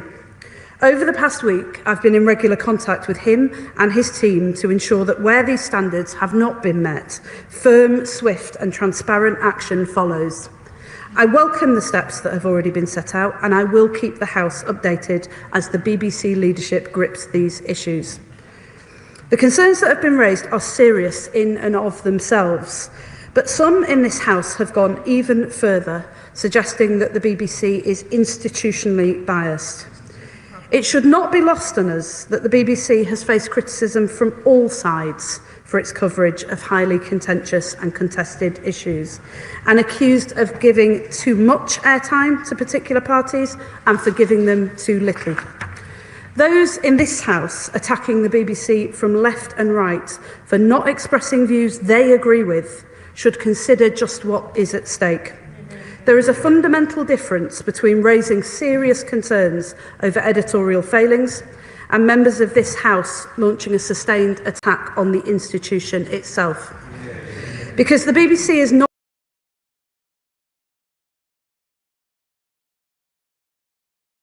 that belongs to us all. Every day it tells the story of who we are, the people, places and communities that make up life across the UK. It projects British values, creativity and integrity to the world. It underpins our creative industries, has a footprint in our nations and regions that is unmatched by any other, and it is by far the most widely used and trusted source of news in the United Kingdom. At a time when the lines are being dangerously blurred between fact and opinion, news and polemic, the BBC stands apart. It is a light on the hill for people here and across the world. Trusted news and high-quality programming is essential to our democratic and cultural life. All of us in this House should value it, uphold it, and fiercely defend it. The BBC is facing challenges, some of its own making, but it is doing so in the context of a revolution in the media landscape that has challenged all broadcasters and polarised and fragmented our national debate. It is time to grip this with a clarity of vision and purpose that secures the BBC's future. Throughout its history, Madam Deputy Speaker, the BBC has always adapted and evolved. This is an institution that began in the era of radio, when it was deemed an existential threat to the newspaper industry. It evolved into the age of mass audiences, ushered in by the invention of television, and it navigated the complexities of reporting during the Second World War. We will imminently begin the Charter Review, which will set the terms of the BBC for the next decade, and through it we will collectively write the next chapter of the BBC story. Together we will ensure the BBC is sustainably funded, commands the public's trust, and continues to drive growth, good jobs, skills and creativity across every region and nation of the UK. In an era in which trust is fraying and truth is contested across our nation, it will ensure the BBC remains fiercely independent and is genuinely accountable to the public it serves. We will publish a Green Paper and launch a public consultation shortly, and I will set out more detail to the House in the coming weeks. I would like to thank the outgoing Director General for his service and his commitment to public service broadcasting over many years. And I'd like to thank the CEO of News for leading the BBC's news operation through stormy times. I do not underestimate the challenge of taking on these roles and the personal toll that they can take on the individuals who hold them. As we write the next chapter of an institution that has stood at the centre of British public life for a century, our overarching goal is simple: to ensure the BBC can renew its mission for the modern age and continue to inform, educate and entertain, not just for the coming decade, but well into the next century. I commend this statement to the House. Shadow Secretary of State. Thank you, Madam Deputy Speaker, and I thank the Right Honourable Lady for advance notice of her statement. The BBC is in a sorry mess, and sadly, one of its own making, that has resulted in the resignations of the Director General and the CEO of News. These recent leadership changes are a response to the growing number of examples of bias in the BBC, one of which has resulted in a potential $1 billion lawsuit. This is why the Leader of the Opposition has said the BBC needs to change and needs saving from itself. Otherwise, we may all pay the price in reputational damage and in our pockets as licence fee payers. We all want the BBC to succeed, to be the best possible version of itself, but that requires institutional change and far more than a few moves at the top. But let me first acknowledge, Madam Deputy Speaker, some of the many good things that the BBC does well in delivering on its principles to inform, educate and entertain, from Strictly and Traitors to world-class natural history programming, sport and local radio, and coverage of major national events, including, of course, the recent remembrance services and events. These are things we can all be proud of, that contribute positively to the BBC's brand and reputation at home and abroad. But the BBC also has a charter obligation for impartiality, and too many examples have come to light exposing bias at the BBC, particularly as it relates to the news and current affairs output. Examples that have often strayed far away from the BBC's own editorial guidelines. The coverage of trans rights, selective push notifications of news, the Gaza documentary, the output of the Arabic News Service, reliance on stats provided by Hamas, all speak to bias at the BBC. And at a time when anti-Semitism is rising around the world, the BBC should surely think twice about distributing questionable data from a terrorist organisation bent on the destruction of Israel. We expect better from our national broadcaster. And I'm glad that the BBC chair has admitted an error of judgment relating to the Panorama programme on Donald Trump, which involved editing of his speech to give the impression that he said something that he did not say. The BBC now faces a hefty lawsuit, and we do not want to see the taxpayer, the licence fee payer, or the rest of the BBC suffer because of the poor judgment of Panorama programme makers who seem unable to distinguish opinion from impartial journalism, who clearly all thought the same. And that's precisely the problem. It's remarkable that in every area of their operations, the BBC seeks inclusivity and diversity other than in thought, other than in political thinking. Does the Minister agree that that must change, that the BBC's culture needs to change? And does the Minister agree that the BBC must provide a fulsome apology to the US President and hopefully avoid legal action? And does she agree that the BBC would do well to apologise to the British public too?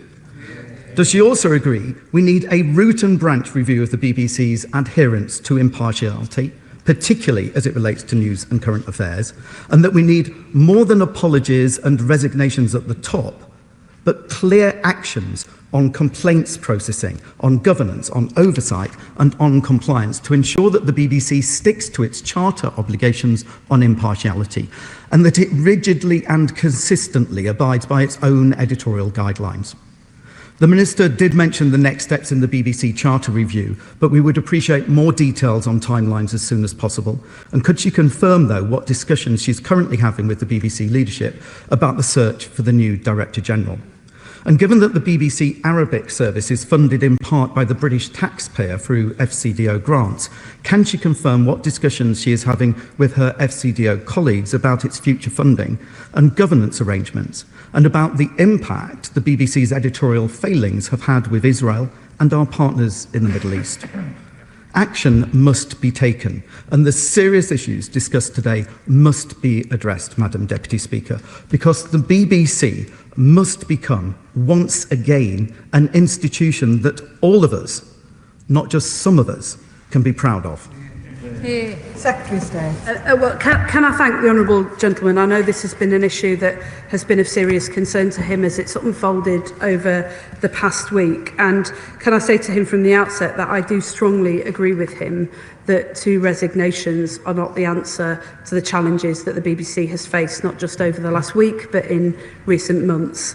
I've come to this House too many times to share with the House progress updates on editorial failings. He mentioned some in relation to Gaza and to Glastonbury, but there have been others as well. I'm pleased that the chairman of the BBC, Dr. Samir Shah, has accepted where the institution has made mistakes. I'm pleased that he's been open with the chair of the Select Committee about that, and I'm pleased that he is setting out concrete actions that follow. I agree very much with the honourable gentleman that clear actions are important. They must be swift and they must be robust and they must be transparent. I also strongly agree with him that there is a problem of consistency in the way that those standards are consistently applied, which leaves individual journalists and individual presenters in a very difficult position. And that is a point that I've made to the chairman and previously to the Director General. In terms of the search for the Director General, I have had discussions with the chairman of the board about that. The House should be aware that the government does not appoint the Director General. As set out in the Charter, that is solely a matter for the board, but we stand ready to provide support where it's requested and necessary in order to make sure that we get the highest calibre individual. I understand from the board that there is a desire to move quickly on that, but that the existing Director General will remain in place to ensure a smooth transition, and I will update the House as I receive further information. He also asked particularly about the BBC Arabic service and funding for the World Service. I think it's important to recognise that there have been serious concerns and failings on the part of the BBC Arabic service. In response to that, in his letter to the chair of the Select Committee, Dr. Shah set out a number of steps that are being taken. I understand these include structural changes as well as individual staff changes.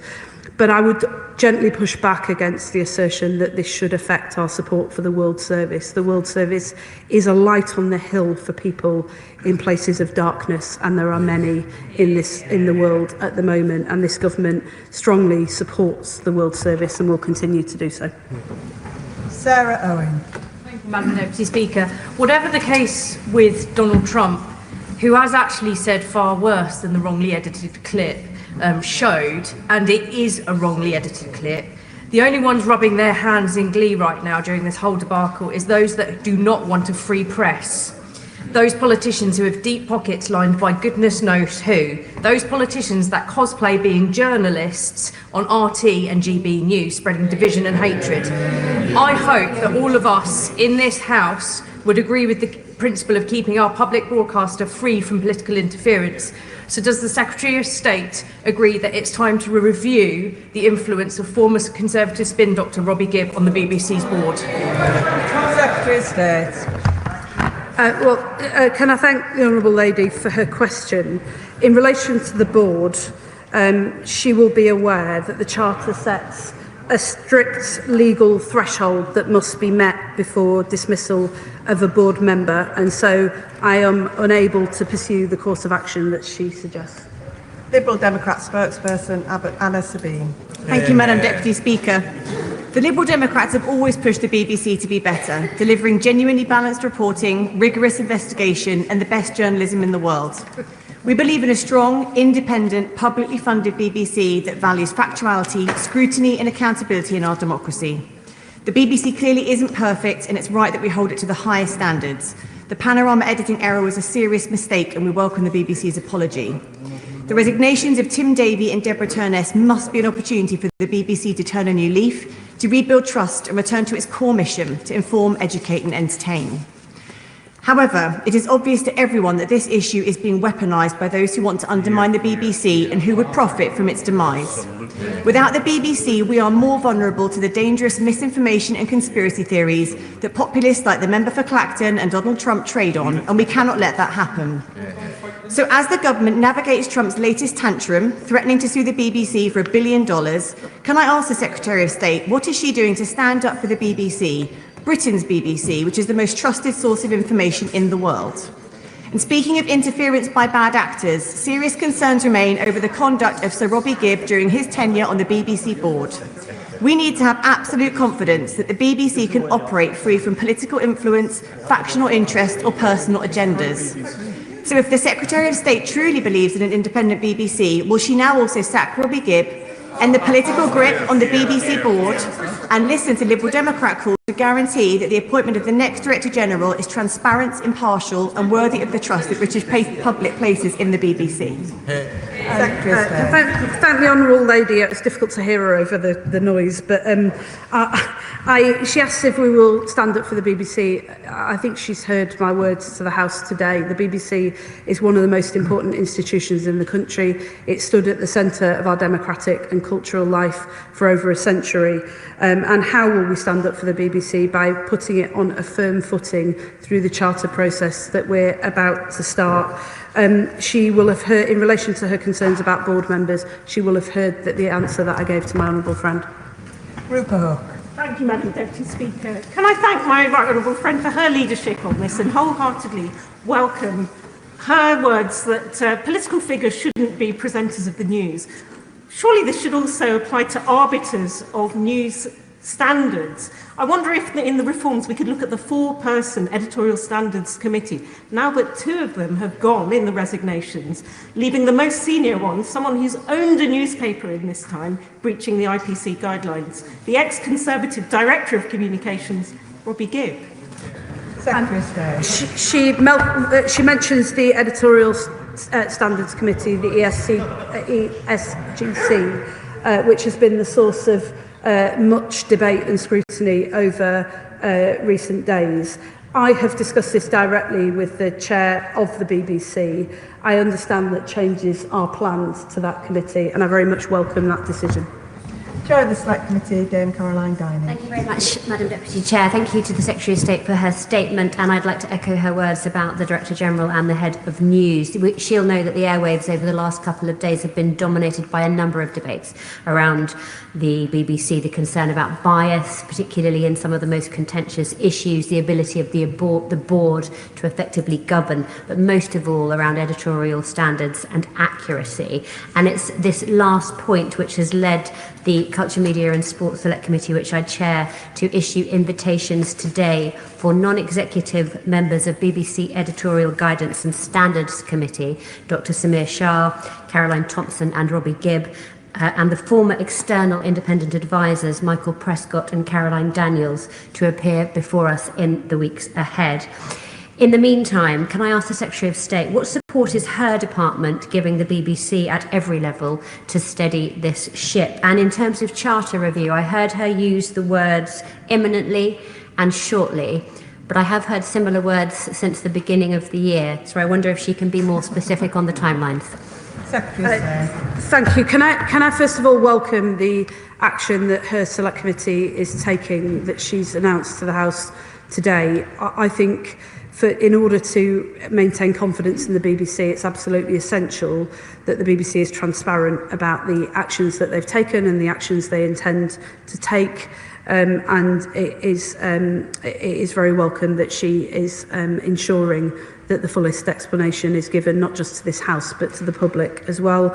In terms of the timing of the Charter review, she will have heard what I said to her committee when I appeared before them recently, that we will start that Charter review process before the end of the year.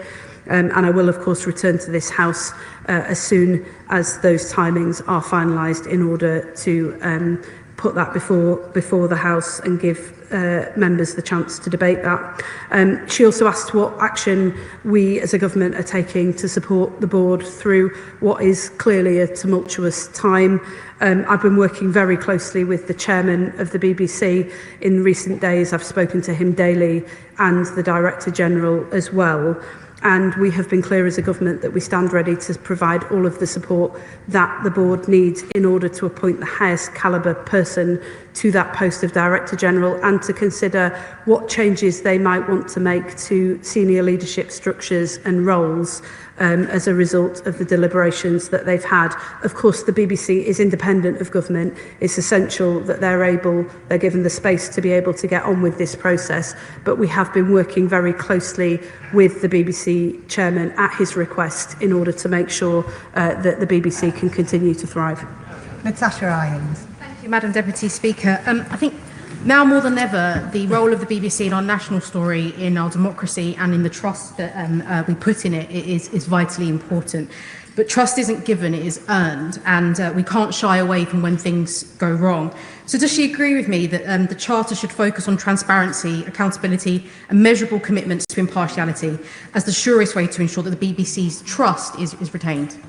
Secretary of State. I do agree with the honourable member. I would just add to that as well as the very important issues around standards, trust, accountability and independence from government, any government, including ours, because the BBC plays a critical role in holding a mirror up not just to society but to governments of all political persuasions. I would just add as well that the BBC has always been one of the strongest drivers of the creative industries across every nation and region, and as part of the Charter review process we will be working to strengthen that to make sure that the BBC is able to tell the story of our whole nation and not just some. Sir Oliver Dowden. Thank you, Madam Deputy Speaker. I actually join the Culture Secretary in paying tribute to the Director General of the BBC. I actually found him rather helpful on issues such as anti-Semitism. But the problem with the BBC goes much deeper than the current leadership. Does she agree with me? First of all, it goes to the cultural disposition of the BBC, whereby people that work for it have an overwhelming metropolitan outlook and obsess about issues such as BLM and Palestine in a way that suburban and provincial England does not. Moreover, when one looks at the output of the BBC, including areas such as drama, my constituents are sick of waiting for the lecture from the BBC in that kind of output. Now, that is the case from other broadcasters, but the difference with the BBC is that my constituents pay for it. And there is a real problem with the BBC now, whereby many people feel that it represents half of the United Kingdom, not the other half. And for those of us who want the BBC to succeed, does she agree with me this must be addressed as a matter of urgency?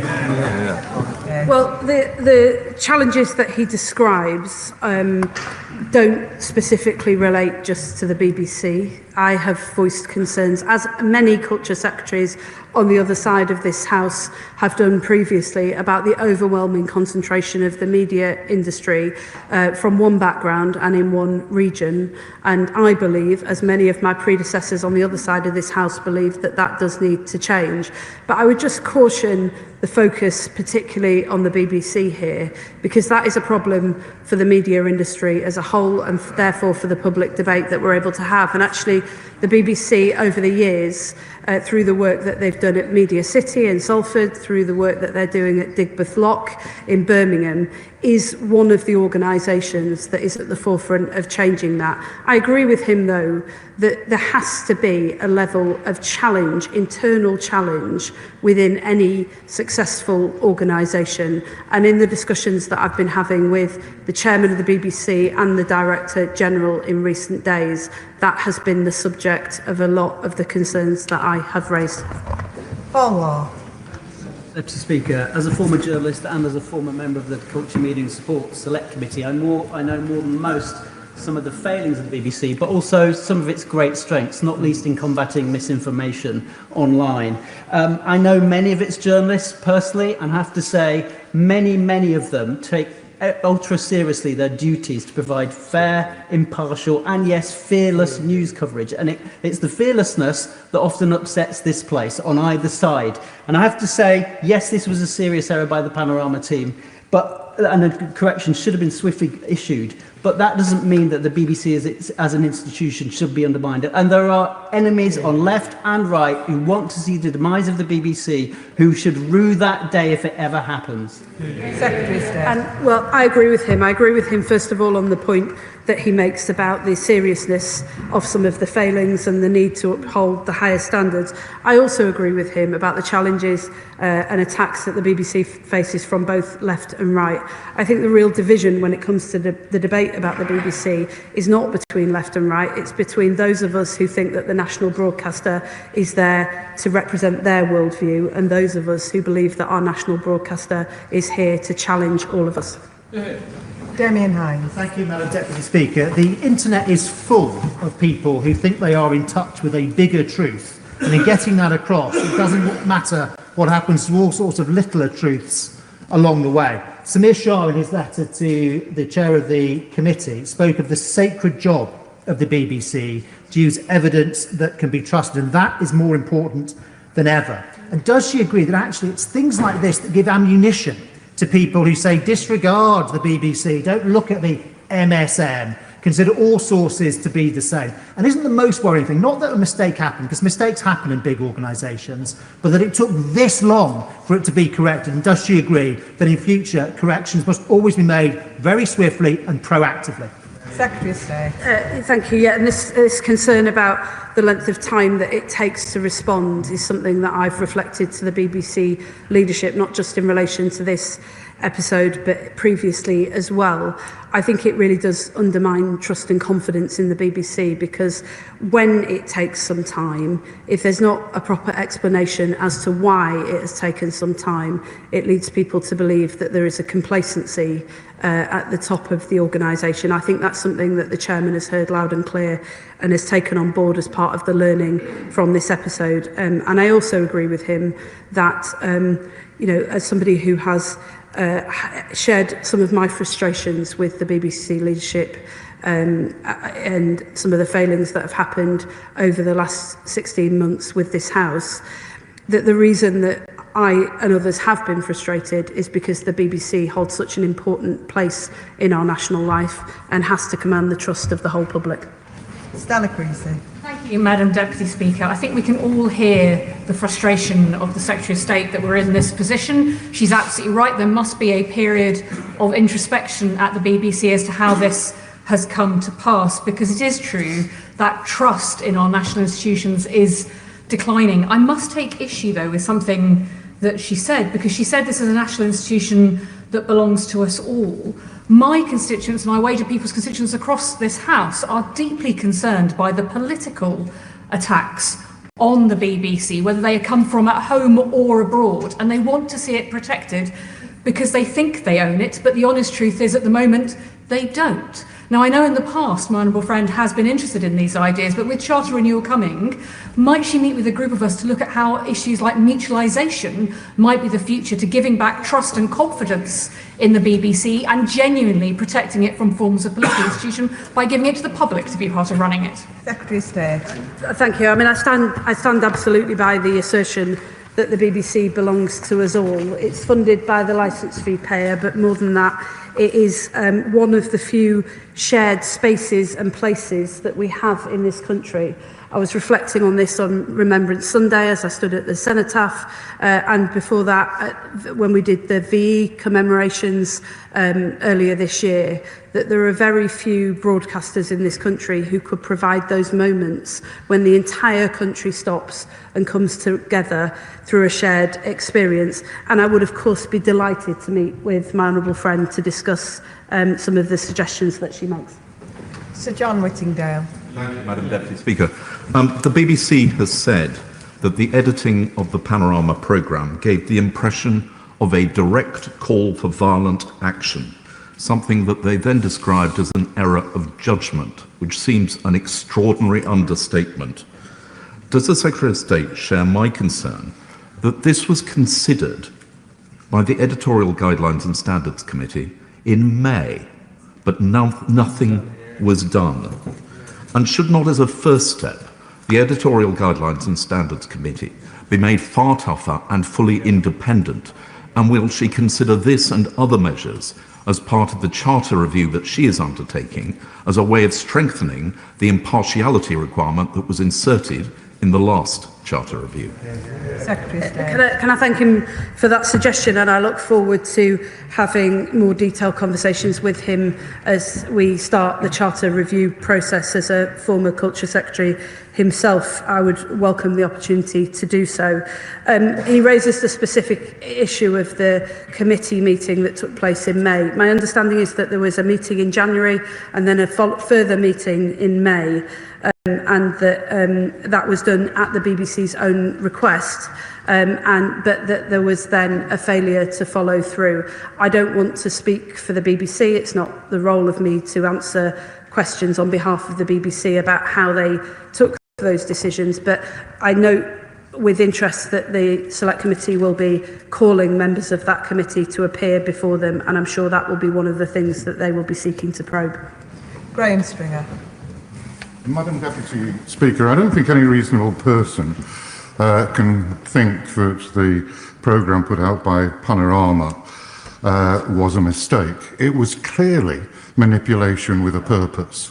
And unfortunately, it follows a long line. I'm not going to list them all, other honourable members have done that, but it includes Gaza, anti-women trans issues, Europe, and in my own constituency, a programme was put out a few years ago called People Like Us, where contributors had been paid to fight young women. Other contributors had been sent on holiday in order to say particular things. So I don't think that the biggest threat to the BBC is some conspiracy. I hope my right honourable friend agrees with me. The biggest threat to the BBC is a failure to uphold objectivity and the standards we expect from the BBC. Secretary of State. I mean, I absolutely share his view about the seriousness of the failings that the BBC has accepted this week and the need for clear, robust, firm and swift action in response to that. I would, though, like to just remind the House that the BBC is responsible for thousands of hours of output across multiple channels, including some of the most popular and entertaining programmes in this country, including some of the highest quality children's television output that the world has. They're responsible for the BBC World Service, which is renowned and revered the world over and plays an essential role in our global democracy, and it's responsible for regional news that is highly trusted and reaches stories and people and communities that others can't reach. I say that not to downplay in any sense the seriousness of the concerns that have been raised this week, but just to make clear that the BBC as an institution is absolutely essential to this country, and when we hold it to the highest standards, it's because we need it to thrive. Gavin Robinson. Thank you very much, Madam Deputy Speaker. To interrogate honourably, the BBC needs to have a level of integrity, yet they have diminished themselves in ignoring a report for 6 months that didn't just look at one Panorama programme, but looked at a litany of failures. They piously show religious observance to the principles of integrity and impartiality, but when challenged and when criticised, they sacrifice all of that on the altar of supreme arrogance. And today, hearing that the high priest of partiality, Jonathan Munro, continues to defend the editorial decisions of the Panorama programme, does the Secretary of State believes that he too must go? Well, he'll have heard the answer that I gave to my honourable friend. It's not for me to decide, or for any government to decide, who is employed by the BBC and who isn't. But of course, I agree with him that integrity and impartiality are vital. Andrew Pakes. Thank you, Madam Deputy Speaker. Like some of the colleagues in the House, I often start my morning with Dottie on BBC Cambridgeshire and end my days with Amelia on BBC Look East. I say this because it demonstrates that the BBC is much more than an editorial decision-making at its national level. Every day, thousands of BBC staff are telling our stories, representing our communities and being part of the fabric of this country. As a former BEC2 official, I've spoken with many BBC staff at NUJ and BEC2 members over recent days who are horrified by some of the coverage that's happening around this. They want accountability and they want the BBC to restore its trust, but they also want a message that their work is valued and that they are part of the future of a BBC and the future of public service broadcasting. Would my right honourable member agree with me? It's the talent that makes the BBC an institution, and that talent needs to be nurtured as well as dealing with its leadership. Can I thank him, not just for the point that he makes, but the really compelling way in which he makes it. Like him, I have been astonished by the calibre of BBC staff, whether it's the back office staff that so often don't get the credit, the journalists who work tirelessly in communities up and down the country to tell stories that would otherwise not be heard, or whether it's the young apprentices who start out with the most incredible opportunities and go on to have amazing careers because of the institution that is the BBC and the work that is done to support them.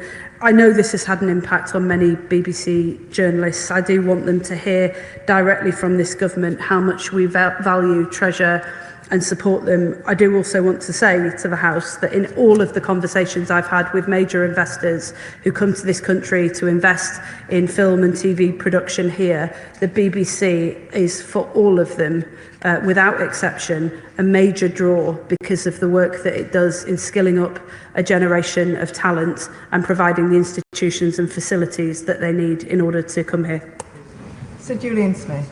I welcome the tone of the statement, but it's not just editorial challenges for the BBC. There's been a total lack of deftness on dealing with talent-related issues and other scandals over the past few years. Also governance. We've got BBC Studios, a commercial organisation with separate whistleblowing schemes, whilst hiding behind the BBC brand. Would she reflect on the broader skills needed to make the changes necessary so the BBC can maximise the huge global opportunities, both in news and in productions?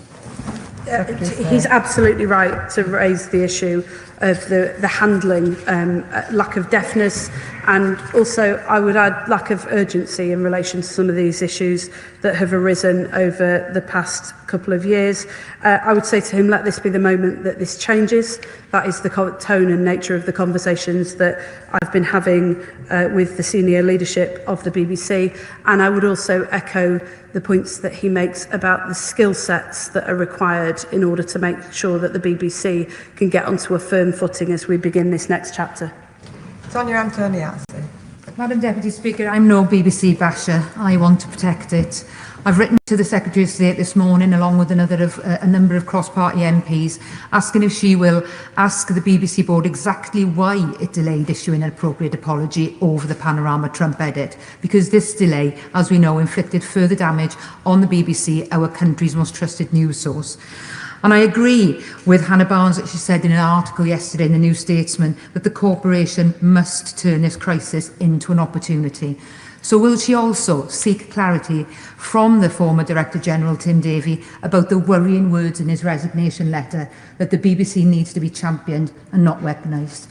Can I thank the Honourable Lady for the letter that I received earlier today.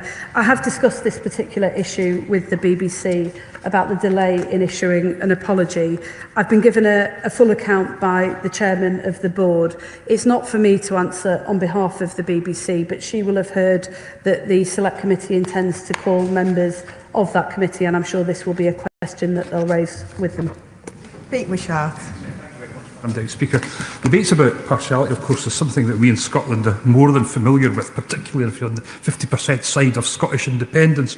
But these sustained attacks on the BBC by forces that seek to undermine and mould it into their instrument must be resisted. And surely this could be assisted by the sacking of Robbie Gibb. But will she assure me that any changes in leadership, BBC Scotland's editorial independence will be maintained and it will continue to serve us according to our national debate and our political culture?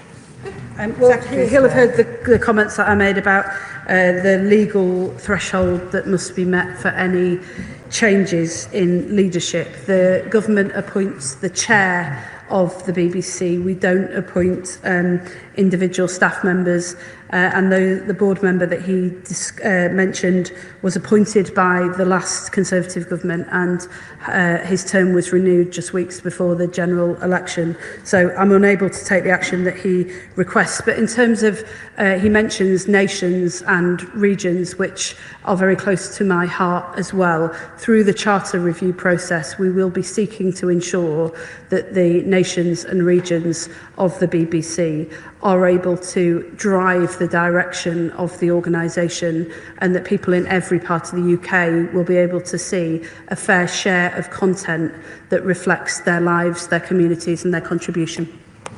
Daniel Zeitler. Speaker. I spent time yesterday with journalists at BBC Radio Cambridgeshire admiring their dedication and professionalism, which stands in marked contrast to this shabby debacle that sullies a great institution's reputation. But isn't part of the problem the fragmentation of what should be a public service? And frankly, this failure is symptomatic of the long-term fragmentation of so many of our public services, which have been a consequence of the party opposite. Well, as I said to the House just a moment ago, the Charter review marks the start of the next chapter of the BBC and its long and proud history, and that will be the moment when we will be able to come together as a whole House and as a whole country to agree the future of the BBC. Spirit Hophouse. Thank you, Madam Deputy Speaker. There are certainly many questions, particularly to those who deliberately set out to destroy the BBC. But I want to ask her this particular question in the absence of not being able to remove certain members from the board. Can she not make a commitment that all future appointments should be conducted through a transparent process rather than being political appointments? The House was asked to approve the terms of the last Charter, and similarly the House will be asked to approve the terms of the next Charter, which will set out how the BBC will operate for the next decade. It will certainly look at issues around appointments and transparency and structures as well. That will be her opportunity to get involved. Pamela Nash. Thank you, Madam Deputy Speaker. Many have expressed their annoyance at the BBC in recent days for being too woke or too Tory or too liberal, or in my case, for allowing the Honourable Member for Clacton to appear on the Question Time panel more often than he's appeared in his own constituency. But isn't the fact, Madam Deputy Speaker, that the BBC has been attacked by every side evidence that the BBC continues to make every effort to maintain balance in a world of increasingly polarised and divisive media? She makes the important point that although none of us should seek to downplay the seriousness of the failings which the BBC has admitted, accepted, apologised for, and now must show tangible action in order to address, the BBC is and remains the most trusted source of news in this country, and one of the most trusted sources of news all over the world, and we lose it at its peril, at our peril. Rebecca Paul. Thank you, Madam Deputy Speaker. Like many here, I want to see the BBC rebuild public trust and return to its core mission. But it must be recognised that as a result of its pro-gender ideology bias, they failed to adequately report on issues such as the use of puberty blockers and cross-sex hormones in children, the placing of violent men in women's prisons, and the loss of women's medals in sport to biological males. And on top of all that, they've attributed the crimes of violent men to women.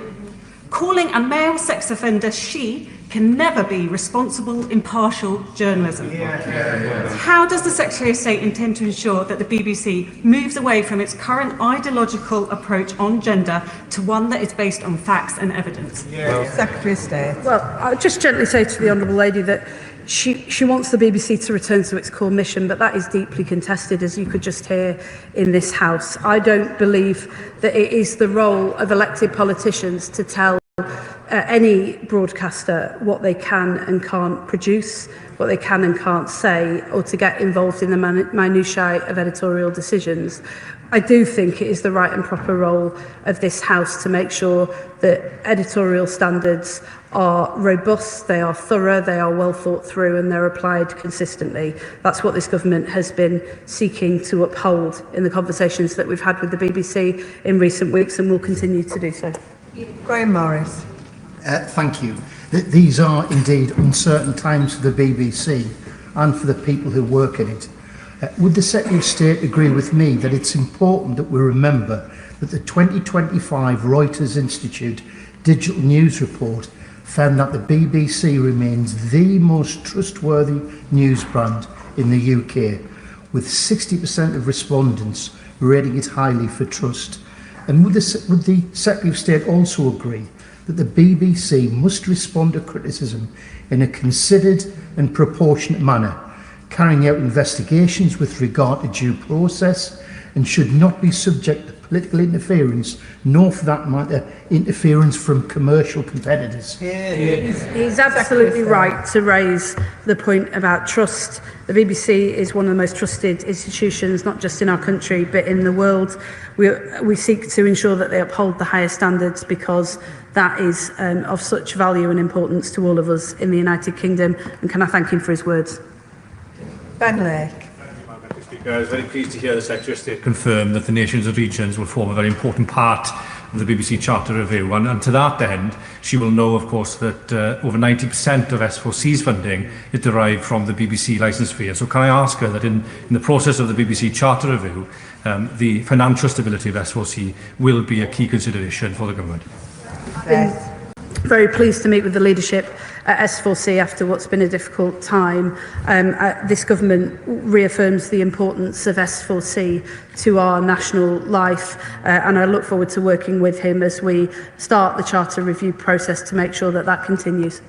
Matt Rodder.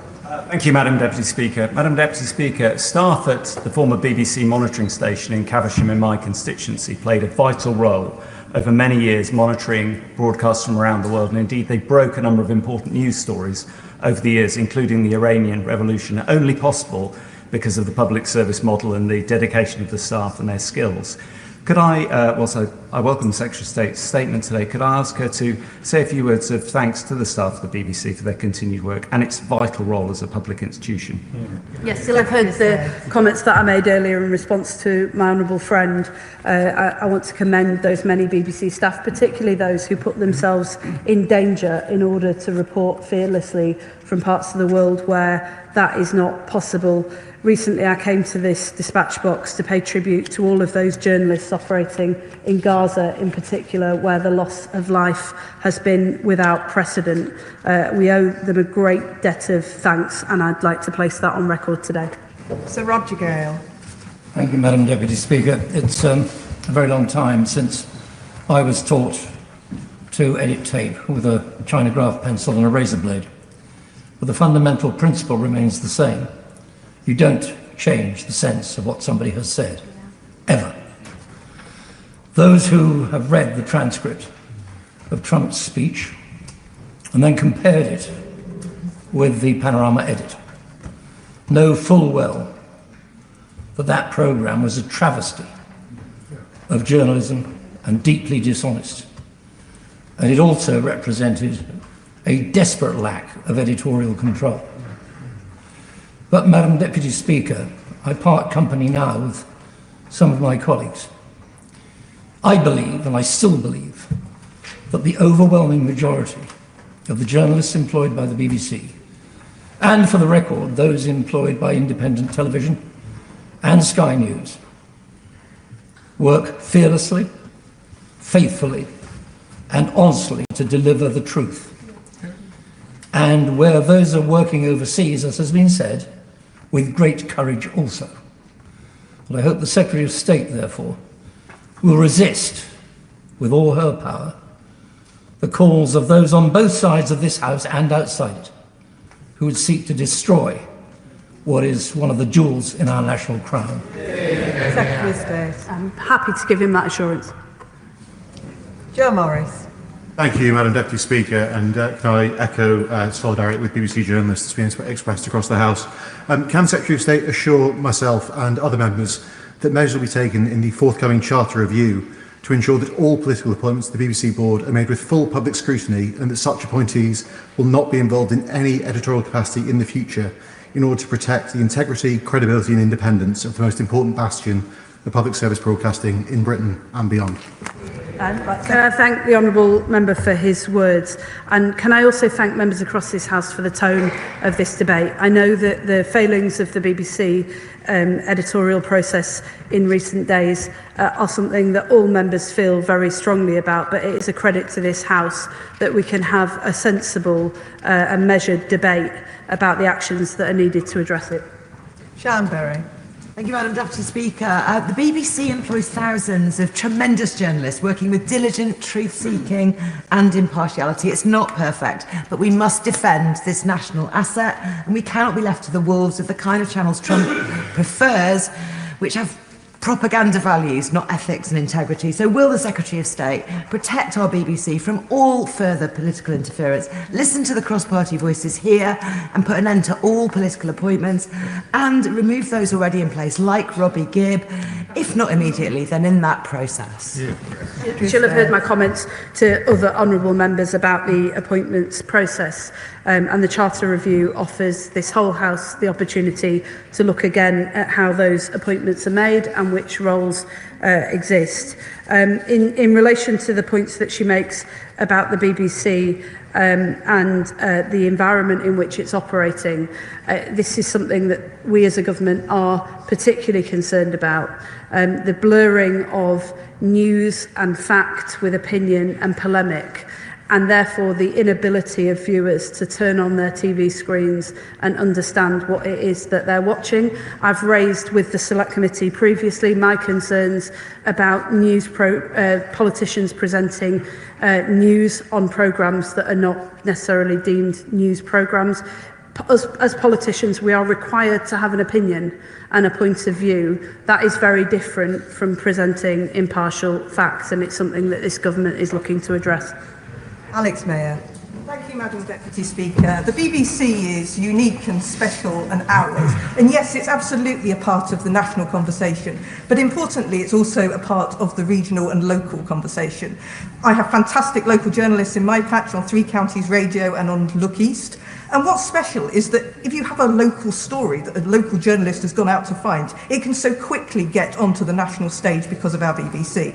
Would the Secretary of State assure me that in the forthcoming Charter Review, she will take very seriously the issue of local news coverage to make sure that that is protected and enhanced? Secretary of State. I'm happy to give that assurance. We're looking both at the charter process and how we can help to support and defend local news through the work that the BBC does, but also she will know that this government is developing a local news strategy to help our local newspapers to be able to survive and thrive in an era in which they face significant pressure. And she's absolutely right to say that this is not just about reflecting the whole nation, although that is an essential role that local news plays. It's also often the training ground for some of our most talented journalists who would otherwise not get those opportunities, and so we're determined to strengthen and protect it. Sir Julian Lewis. I would fight in the last ditch to prevent the BBC ceasing to be a public service broadcaster and to prevent it being broken up. Any large organisation can have bad actors who behave unethically, and that has happened on this occasion.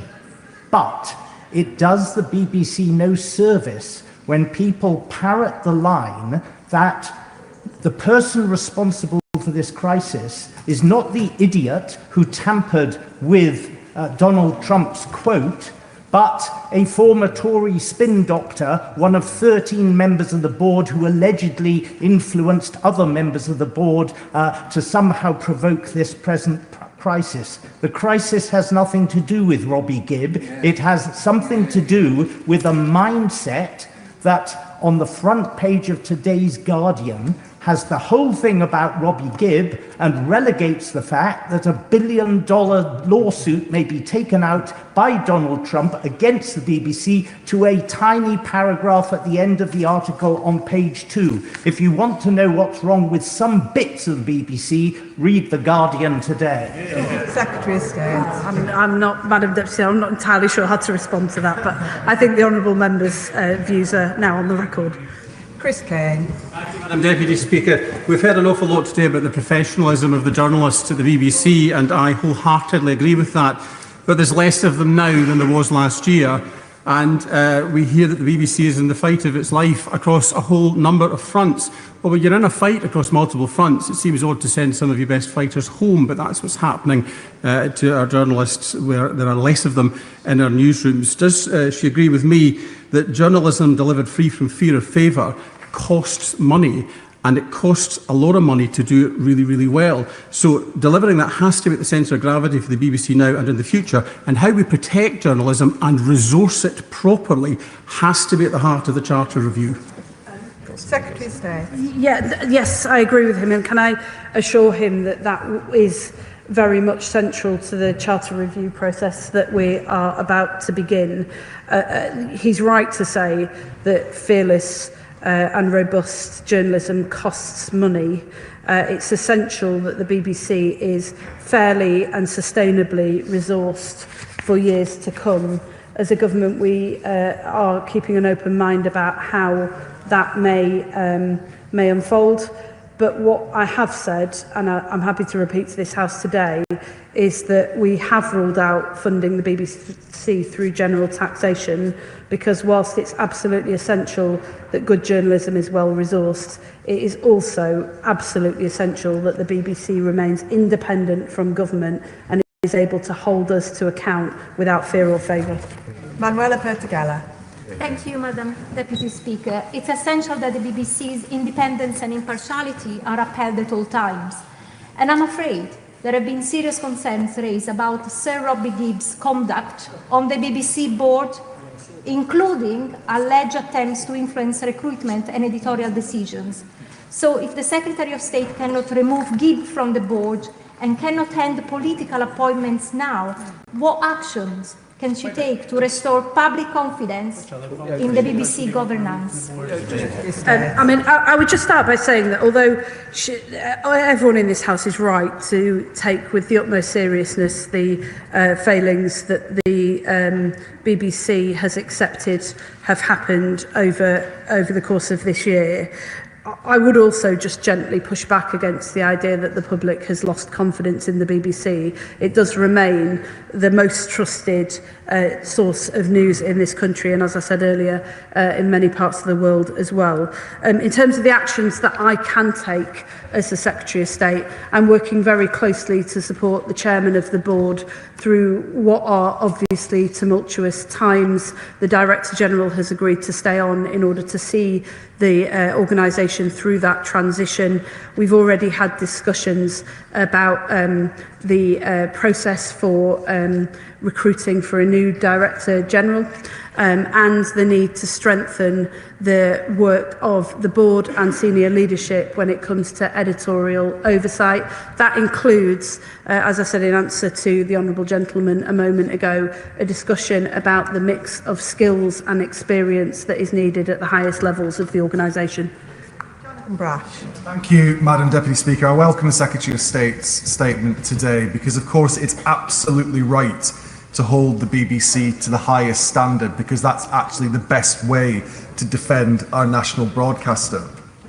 But does she agree with me that it's not acceptable for members of this House who are paid by the BBC's commercial rivals, in fact, looking at the time, one of them's probably in makeup as we speak, to use their status as an MP to mount sustained and frenzied attacks that have only one aim: to destroy this British national institution? Secretary of State. Well, as I said to the House earlier, there is a difference between the absolutely legitimate and right and proper role of members of this House to raise serious concerns about the decisions that have been made at the BBC over recent months and the response to them. There is a difference between that and a sustained attack on an institution that has stood at the centre of public life for over a century and belongs to us all. Jim Shannon. Thank you, Madam Deputy Speaker. Can I thank the Secretary of State very much for her answers in the statement. It has been clear over years that there's been a bias in the BBC. I have concerns over the last 12 months on at least 4 topics.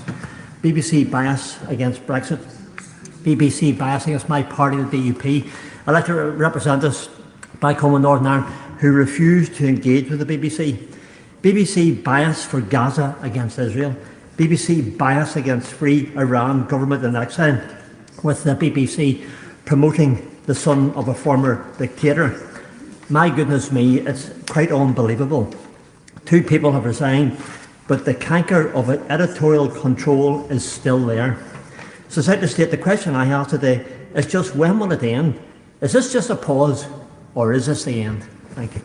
Secretary of State. Well, can I reassure him that, as somebody who has shared my frustrations with some of the failures at the BBC over the last 16 months and my frustrations about the response at times, that I have felt very much throughout this process that there is a recognition of the seriousness of this at the highest levels of the BBC. And in the conversations that I've had with senior leadership in the institution, there is also a discussion and a consideration of what wider changes need to be made in order to maintain and uphold the highest standards going forwards. He asked when will it end. I think the answer to that has to be now. Jim Dixon.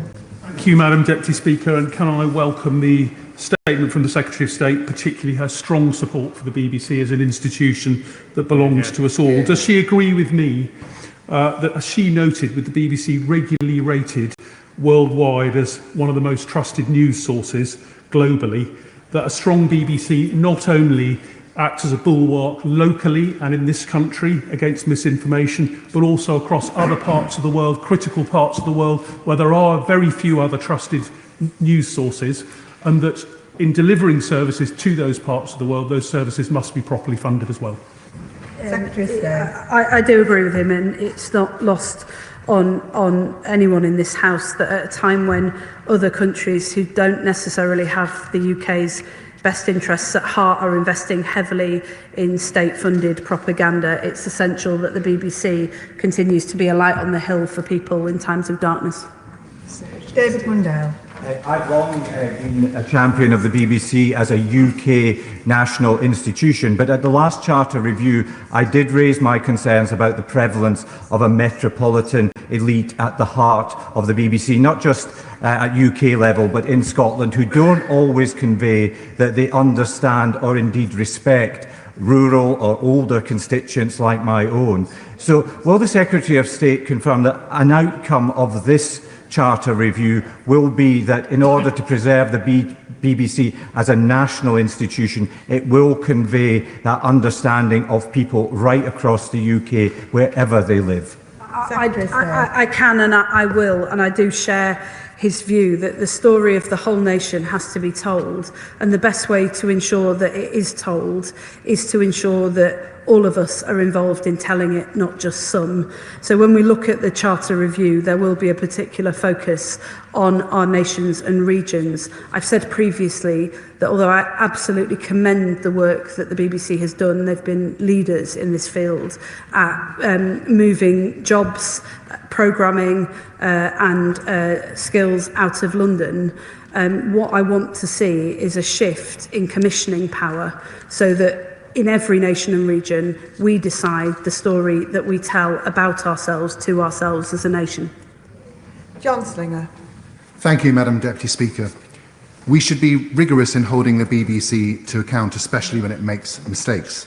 But does my right honourable friend agree that some of those who jump on any infraction with glee may have ulterior motives? And does she further agree that the BBC is a beacon of fearless, impartial journalism here and abroad, and that as misinformation and disinformation grow, as attempts to attack media outlets by those suspicious of its values are on the rise, the BBC is needed more than ever? I agree with him about the centrality of the BBC to our public life, and all of us in this House, I think, should be rightly seeking to ensure that the BBC upholds the highest standards whilst defending, protecting it as an institution and considering together how we can ensure that it stands at the centre of our public life for many more decades to come. Sir Alex Shelbrooke. Thank you, Madam Deputy Speaker. I was pleased to hear the government last week announce that in the education curriculum they're going to be tackling fake news and what that's about. And I always say to children when I go to the schools about how you can trust journalism is, can you sue the person who wrote it? So I actually welcome the writ that's coming from America. I hope it can be sorted out, but I welcome that writ purely to say that if something's wrong, you can do it. But the basis of why we're here today, and forget all of the politicking about who's on the board and what is it about Trump or anything else, is that the BBC faked a piece of news. And how that happened, we've really got to get to the heart of. So may I ask the Secretary of State that she uses her office to work with the current Director General to get right to the heart of how this was ever allowed to happen, because that fundamentally is, we've heard and we all believe that the BBC is a respected journalistic organisation, but this is probably the biggest crisis it currently faces, because right now you can honestly say they faked the news. Secretary of State. Well, he asked if I'll use the office that I hold to ensure that we get to the bottom of this and that there's full transparency. I will, of course, do that, and I think the whole House will also be grateful to the honourable member, the chair of the Select Committee, for taking action quickly to make sure that account is open to the public and transparent as well. Gregory Campbell. Deputy Speaker, sometimes there is a case of the Westminster bubble when assessing things like the BBC and then the real world outside. Some of us in Northern Ireland have been pressing the BBC for many, many years to be more transparent, to be more independent, to be more impartial. So this latest debacle is but one in a long line. And we're not talking about light entertainment or drama. No one questions that, and that by and large gets a green light from most people. It is news and current affairs. And there's no point in people distracting by introducing a conspiracy within the BBC board. Is now not the time for an opportunity to start afresh with a transformed BBC service to give us an impartial news service that many of us have demanded for years? Secretary of State. Well, the Charter Review will provide us with an opportunity to do just that. Dr Andrew Merrison. Speaker, why does the Minister think that the national leadership of the BBC has spent hundreds of thousands of pounds of licence fee payers' money resisting attempts to get the publication of the Biden report in 2004? And does she suspect, like I do, that it might be because the conclusions drawn 20 years ago very similar to the conclusions that have been made apparent in the now leaked Michael Prescott report, particularly around a culture that makes it possible for it to be okay to doctor and distort the facts in order to suit a pre-formed agenda. Well, I think that's a question for the BBC, but when the editorial members of the editorial committee appear before the Select Committee, I'm sure that is something that the committee will rightly challenge them on. Al Pinkerton.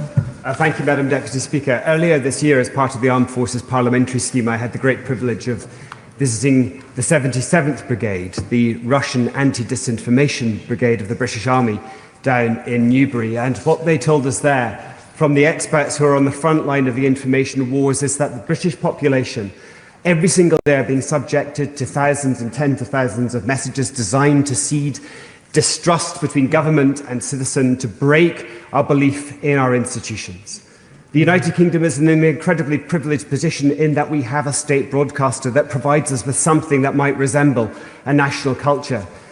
If we were to lose that, we would be feeding the forces that stand against us. Does the Secretary of State agree with me, does the Minister agree with me, that the BBC provides a vital connection to our past, it unifies us together, and as well as being a source of education, information and entertainment, it's also a great source of national resilience? Secretary of State. I agree with him, and I think if the BBC didn't exist in the times that we live in, we'd be seeking to invent it. Peter Fortune. Thank you, Madam Deputy Speaker.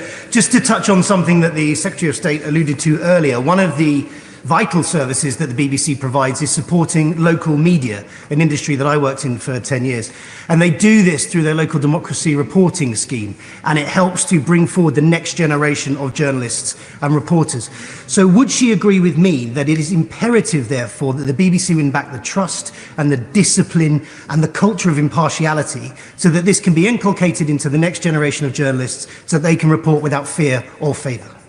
Secretary of State. I do agree with him, and that's why this government will also resist attacks on the institution itself from members across this whole House who've voiced those in recent days. The local democracy reporting service that he talks about is a vital part of our local democracy. It also helps to create the next generation of journalists who might not otherwise have opportunities to work in journalism and have the opportunity to tell the stories that matter so much to all of us across this House. Annalise Midgley. Thank you, Madam Deputy Speaker. Robbie Gibb, faithful or traitor? Secretary of State. Perhaps the honourable lady and I can hear her views about that over a few drinks later on. Sammy Wilson. Madam Deputy Speaker. The fact of the matter is, this is not just about manipulating the speech of a president who the BBC clearly detest. There were other allegations made about promoting Hamas propaganda, about producing fake stories about race bias, about censoring people who were gender critical, and promoting stories, one-sided view of climate change and a whole range of other issues. And what has been the response of the BBC? To roll out the lefty lovies to try and justify their position and then indicate that they were victims of some right-wing coup.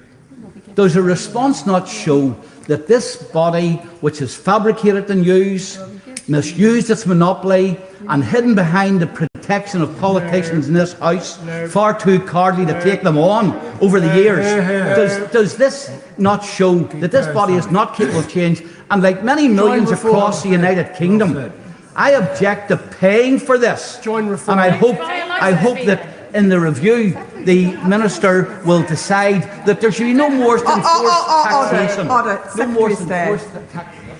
Secretary of State. Well, it won't surprise him to learn that I don't agree with that, and I don't share his characterisation of an institution that plays a vital role in this country. I just gently say to him, I don't think most people do either, and whilst I'm sure the public have been extremely concerned about the very serious failings that have been accepted this week by the BBC, it still remains the most trusted source of news in this country.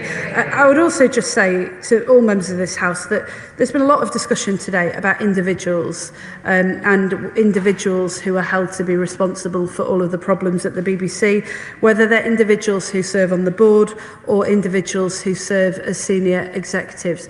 My assessment of the failures that have been admitted over recent years is that they stem from not an institutional bias, but a need to have sufficient rigour and oversight at the top of the organisation that is applied consistently across the board.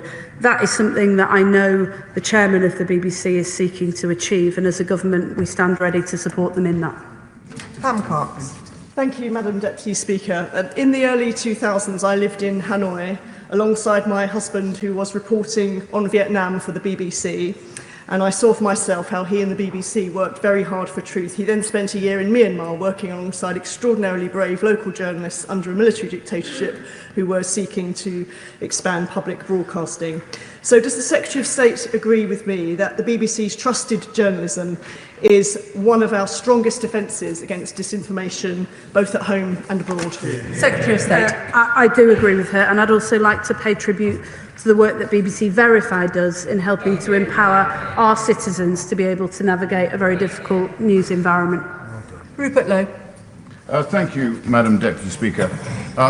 Auntie is definitively a monopoly.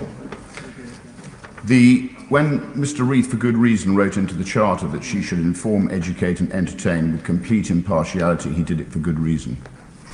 This recent disgusting episode with this Panorama programme, where we've undermined our relationship probably with our greatest ally, is just the tip of the iceberg. So would the Minister agree with me that now is the time to responsibly defund this monopoly? And if she doesn't agree with that, would she agree it's time for root and branch reform, with a view to ensuring that, in the same way that she's done with football club boards, we see people who are actually forced to pay for this service represented across the country on the board of the BBC? Secretary of State. Well, it won't surprise him to learn that I strongly disagree with him on the first point. On the latter point, the issue of public accountability to the public is something that my honourable friend raised a moment ago, and is something that we've been thinking about with the senior leadership of the BBC and others as we approach the Charter review, and it's certainly something that I'd be happy to discuss with him. Carla Lockhart. Thank you, Madam Deputy Speaker. Last week we learned that the BBC upheld a complaint about their presenter Martine Croxall. Her alleged issue was that she correctly changed the wording of pregnant people to women. This is a scientific fact.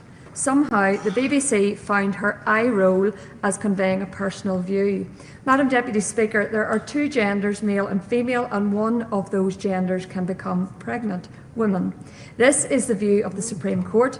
Would the Secretary of State therefore ensure that the BBC leadership abide by the court ruling, and would she agree that their lefty, woke agenda is certainly not in step with the majority of right-thinking people who want common sense at the core of broadcasting? I don't agree with her characterisation of the BBC, and it is not, I'm sure most members would agree with me, that it is not for the Secretary of State to start writing editorial guidelines for the BBC on the floor of the House of Commons.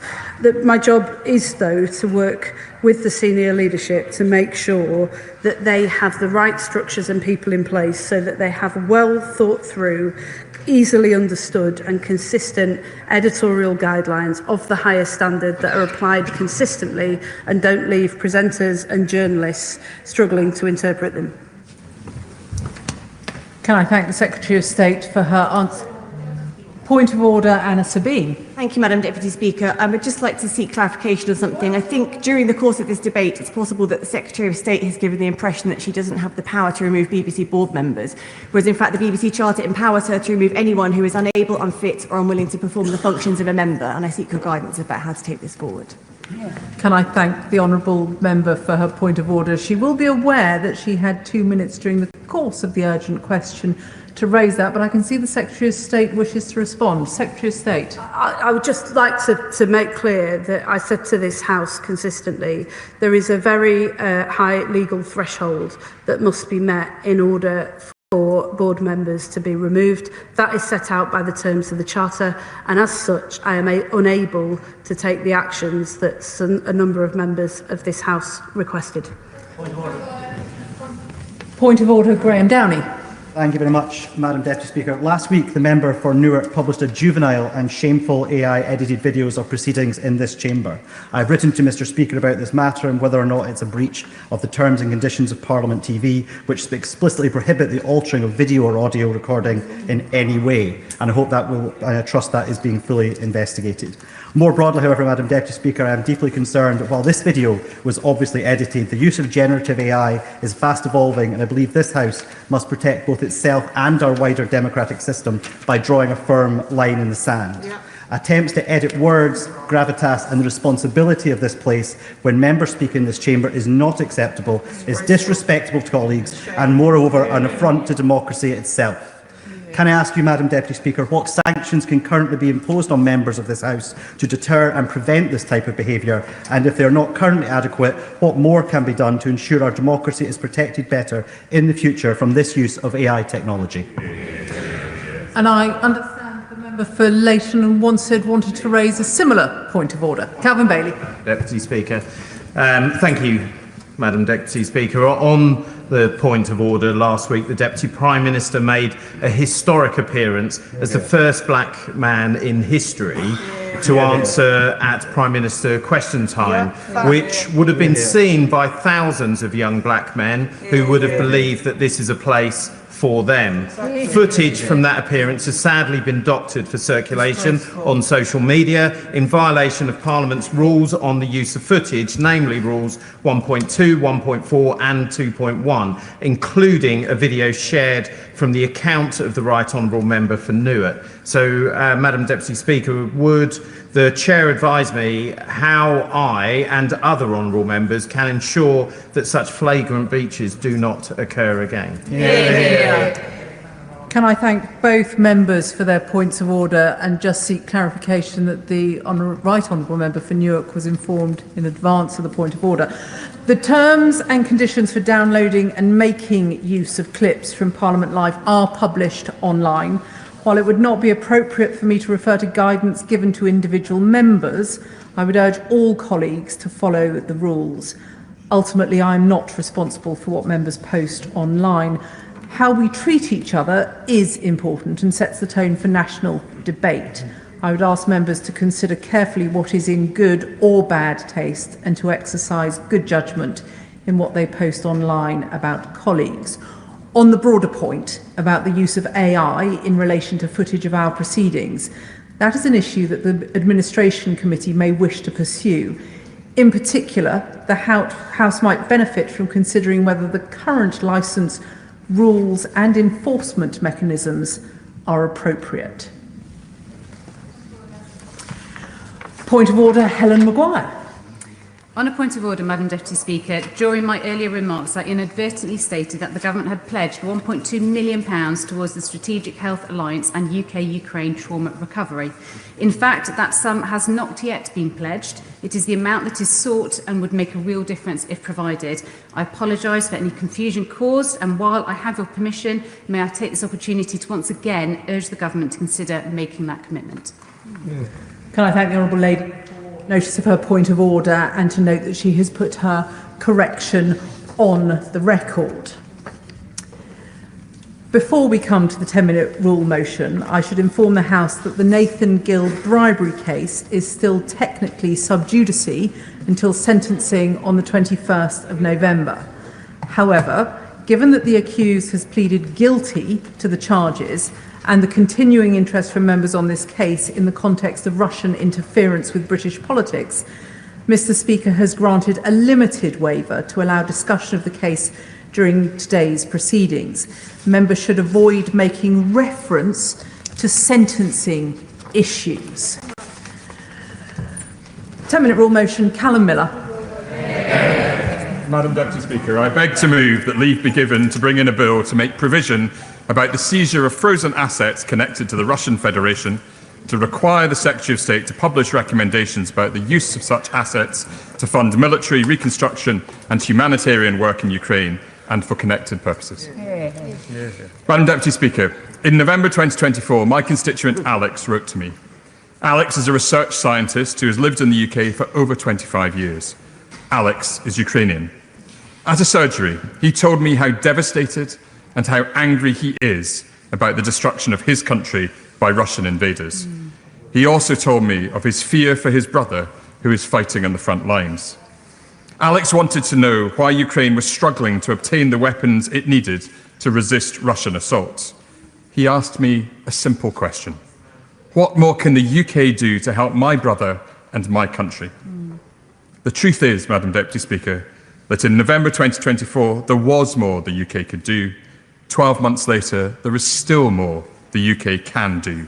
This bill sets out what the UK can do in one key area. Alex's story is one of tens of thousands just like it.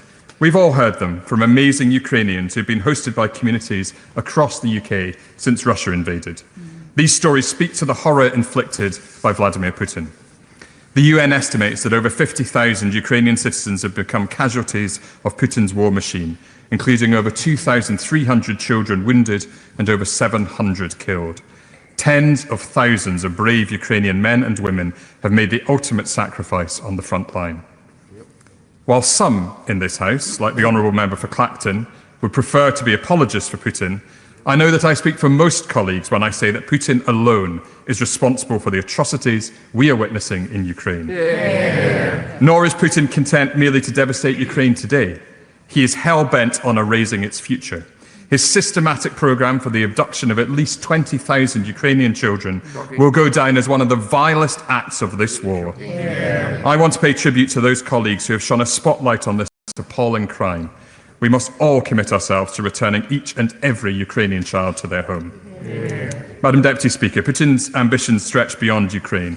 In the Baltics, Russia poses an existential threat to our Lithuanian, Estonian and Latvian allies, all of whom face daily cyber attacks and disinformation campaigns. In the Caucasus, Putin's cronies and the Georgian Dream Party have cracked down violently on democracy activists, while the Kremlin's insidious efforts to distort elections in Moldova and Romania are well documented. Putin also wages a campaign of sabotage and cyber war across the rest of Europe, including here at home. Confirmation over the weekend that the RAF will now be deployed to defend Belgian airspace against Russian drone threats speaks to the collective nature of the threat we face. Putin's imperial ambitions are extensive. That is why we must be unwavering in our support to the Ukrainian people. The UK has stood shoulder to shoulder with Ukraine since the full-scale invasion. It was led by all three prime ministers in the previous government and has been sustained by the present government. Across that time with support from nearly all parties in this House, and we should be proud of that legacy. In providing weapons, equipment and fighter pilot training, we have helped keep Ukraine in the fight. Our leadership in G7 efforts to crack down on Russian oil revenues has been vital in cutting Putin's profits. Although Liberal Democrats continue to call on the government to go further to ensure that no actors in the UK economy can facilitate the sale of Russian gas.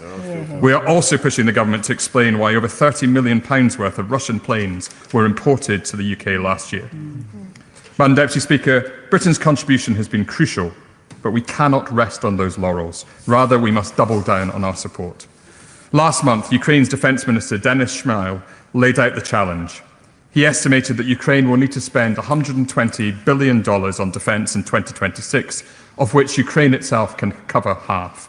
That leaves a $60 billion hole, which Ukraine's allies have a duty to help fill. For many months, Liberal Democrats have called on the government to fund Ukraine's defence through seizing frozen Russian assets across the UK. The most recent estimates suggest that £300 billion worth of Russian assets are frozen across G7 countries, which includes close to £30 billion here in the UK. Seizing the UK-based assets could allow us to fill half of the projected deficit in Ukraine's required defence spend for next year, while ensuring that Putin and his cronies are the ones who pay. We could help turbocharge Ukraine's deep strike capabilities whilst bolstering the supply of air defence systems. In short, we could provide Ukraine with a vital new lifeline of support. So we find ourselves today at a critical point. Ukraine's need for finance is urgent. The UK's efforts to move the G7 and particularly EU allies have not yet resulted in success. At the same time, one very specific item allied to this topic highlights the frustrations felt by so many in this House. In May 2022, the Conservative government announced that they had, and I quote, agreed a deed of undertaking with Roman Abramovich. They said, again to quote, he committed the proceeds to a charity in a jurisdiction agreed by the government for the purposes of helping victims of the war in Ukraine. In common with other members, I have asked ministers about these funds.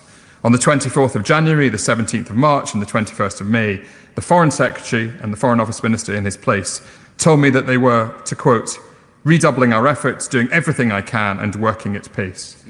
Yet still, over 3.5 years on, there is no progress towards releasing the £2.3 million, suggesting an alarming lack of either resolve or creativity from successive governments. Madam Deputy Speaker, I am keenly aware of the arguments raised against seizing Russia's frozen assets. The primary concern is that a direct seizure creates the possibility of litigious action by the Kremlin. The second is that by acting against Russia, we might inadvertently undermine wider confidence in the UK as a safe haven for financial assets. In response to the legal risks, the actions of the US in adopting the Repo Act and of Canada in adopting the CIMA Act demonstrate that other allies believe it is possible to legislate effectively to allow for asset seizures. And on the financial risks, I quote the previous Foreign Secretary, Lord Cameron, who said in March 2024, "I think that the economic case is very strong. Here we are in the City of London, one of the great financial centres of the world.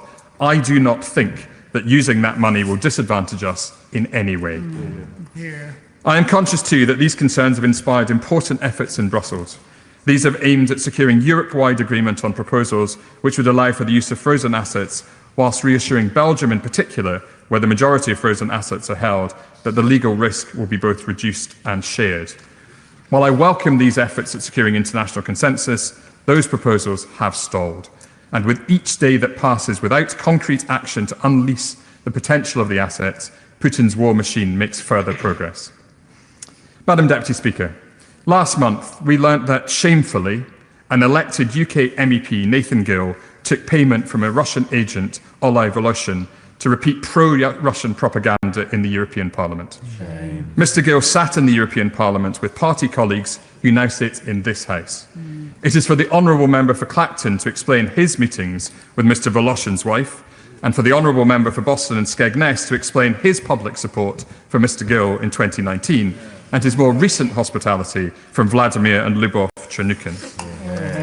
But I know that the overwhelming majority of colleagues in this House, just like the constituents we all represent, want us to provide the brave men and women of Ukraine with the funds they need to defend themselves. I am proud to present this bill on a cross-party basis and grateful to my co-sponsors and other members who have shown their support. Madam Deputy Speaker, 13 months later, I am still motivated by Alex's question. I am no longer prepared to tell him that it is very hard or that Belgium is cautious. This has become a question of will. The time for delay and timidity is over.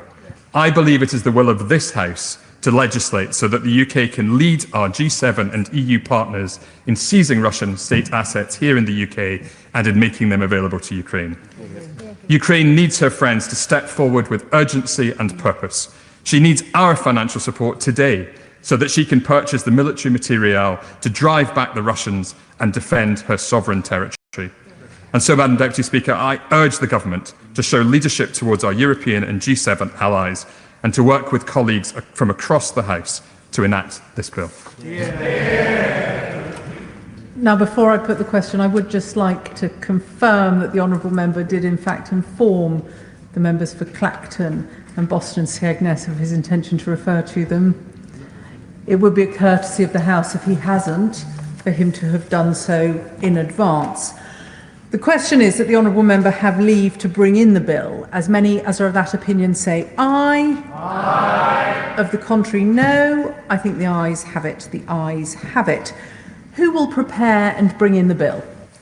James McCleary, Monica Harding, Dr Al Pinkerton, Mike Martin, Richard Ford, Sir Ian Duncan-Smith, Stephen Gethin, Sir Julian Lewis, Alex Sobel and myself, Madam Deputy Speaker. Callum Miller.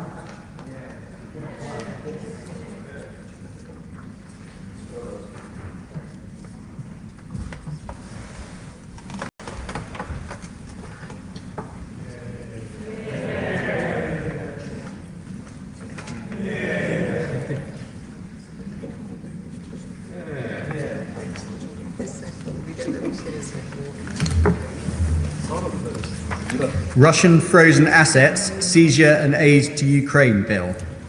Second reading what day? Friday the 30th of January. Friday the 30th of January. We now come to the general debate on remembrance and the contribution of the armed forces. Minister to move the motion.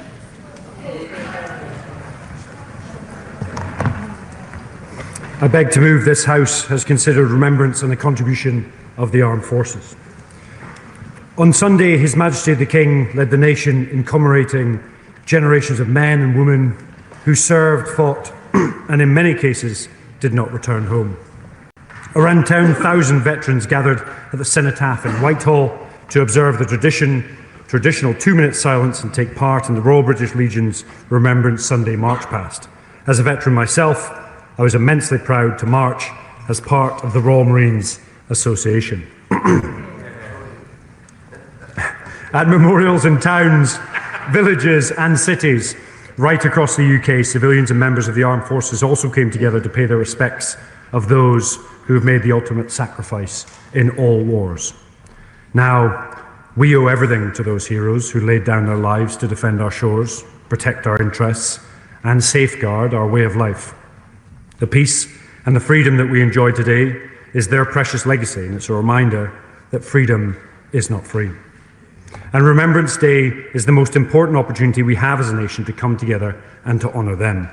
Remembrance for me, and indeed I think many other veterans around the country, is about remembering the friends and the brothers in arms that we have lost. The specific moment when life was perhaps taken away, the gunfire, the explosion, the screaming, the chaos, the mud and the dust. And it is these heightened senses at a time of a traumatic event that are imprinted upon your memory. These memories are as vivid as the birth of your first child, a birthday, or any other impactful occasion, but they have very different meaning. Remembrance is about just that. It's the one day of the year where you are safe to remember, where memories surface and we pay collective tribute to those that are serving and indeed have served. It is also a very important time for this House, which has always had a special affinity for our armed forces and veterans. So it's an absolute privilege to lead today's debate, given my former role. Throughout the last year, it's been an honour to visit over 60 veterans organisations and meet so many outstanding and absolutely selfless people. From the Veterans Community Hub in Lanarkshire to the Helping Homeless Veterans UK Hub in Bournemouth, and across all the great nations of the United Kingdom, those individuals that dedicate their time to our armed forces community. I will. Catherine. I thank the Minister for giving way, and support for our veterans is so essential. I'm really proud that the British Legion in Derby is growing. Will he join me in wishing good luck to those who set up a new branch in Mackworth? And will he agree with me that this government's veteran strategy, including the £13.8 million to address homelessness, shows we're marching in step with those who campaign for veterans? Minister. I'd like to thank the honourable friend for her contribution, and definitely good luck to the RBL on expanding that portfolio. It's fantastic to see. And I hear Derby RBL have raised the most of any other RBL Derby within the country. Now, I'd very much like to state... let me finish this paragraph and then you can jump in. I would very much like to state on the record my personal thanks to the Royal British Legion and their work on the Poppy Appeal this year, and indeed for every year. I'm sure all colleagues across the House would echo this appreciation, and I very much look forward to hearing colleagues' contributions from across this House today. In 2025, it's been a really busy year for military anniversaries, particularly those associated with the final year of the Second World War. Now, in April, we marked 80 years since British troops swept across Northern Europe and liberated Bergen-Belsen concentration camp. We remember the horrors and atrocities that those soldiers witnessed firsthand, and the incredible work they carried out afterwards, burying the dead, containing the spread of disease, and caring for the survivors. Within a matter of weeks, Allied forces would be in Berlin, Hitler would be dead, and the communities across Britain would take to the streets to celebrate victory in Europe. On May the 8th of this year, we took to the streets again to celebrate VE Day's 80th anniversary and to pay tribute to all those who fought for democracy over tyranny, liberty over oppression, and human dignity over barbarism. Yet for some, VE Day did not mean the nightmare of World War II was over. British and Commonwealth troops in the Far East, who'd suffered some of the most gruelling and hostile environments of the entire conflict, still faced 3 months of fighting. The story of their war is one of almost superhuman strength and resilience. But then again, in August, we were able to remember their extraordinary contribution when we marked the 80th anniversary of victory in Japan Day. the day that finally brought the most catastrophic war in human history to an end. In September, we marked the 85 years since Battle of Britain, when our aviators took on the might of the Luftwaffe, in a contest that not only determined control of our skies, but the fate of our entire nation.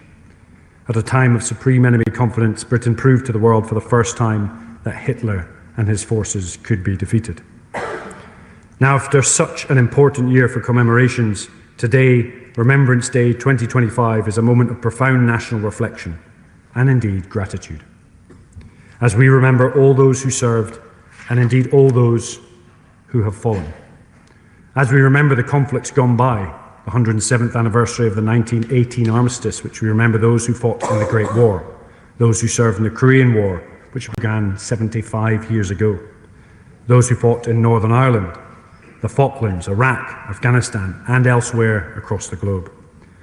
Also those Commonwealth troops who made such a huge contribution to both world wars and other conflicts, and those who serve today and continue to uphold the values of courage, duty, professionalism, and indeed compassion, which have long distinguished British armed forces. And just as our forefathers fought for democracy, freedom, and the right to self-determination, so do, in the East, do our Ukrainian allies. So let us remember the courageous, the heroism that Ukraine and Ukrainians are delivering today. Pitched in a battle of national survival, their war is no less bloody than that of World War II. And when we think about that conflict, it's worth recognizing that the Russians have taken more casualties in that conflict than the Americans took in the entire Second World War. It gives you a statistical feel for the pain and suffering that conflict is caused by Putin's war of aggression. So as we remember, we pay homage to all those fighting for the same values and ethics that we hold dear. And I'd also like to thank the many thousands of people from civilian and military backgrounds who have worked so hard to organise what were fantastic commemorations. Defence ministers have travelled the length and breadth of the UK on both sides of the benches, ministerial and opposition, whether it be the Royal Irish Regiment's annual Remembrance Service in Belfast, whether it be the Field of Remembrance in Cardiff, the Scottish National Remembrance Sunday event, the Remembering Afghanistan events at the National Memorial Arboretum, or indeed the War Widows Association annual service at the Cenotaph, and many, many others. These are just a tiny fraction of the many events up and down the country which have been possible by the tireless work of our armed forces and thousands of people in local communities. When the last survey was undertaken in 2018, it showed that 28,115 members of the Army alone attended Remembrance Day, parades at over 620 different events. And if not similar, it was probably more this year. Events are also being held worldwide, from Riga, where UK officials joined commemorations at the Jelgava Commonwealth War Graves site, to Senegal, where colleagues held an act of remembrance at the Bel Air Cemetery in Dakar.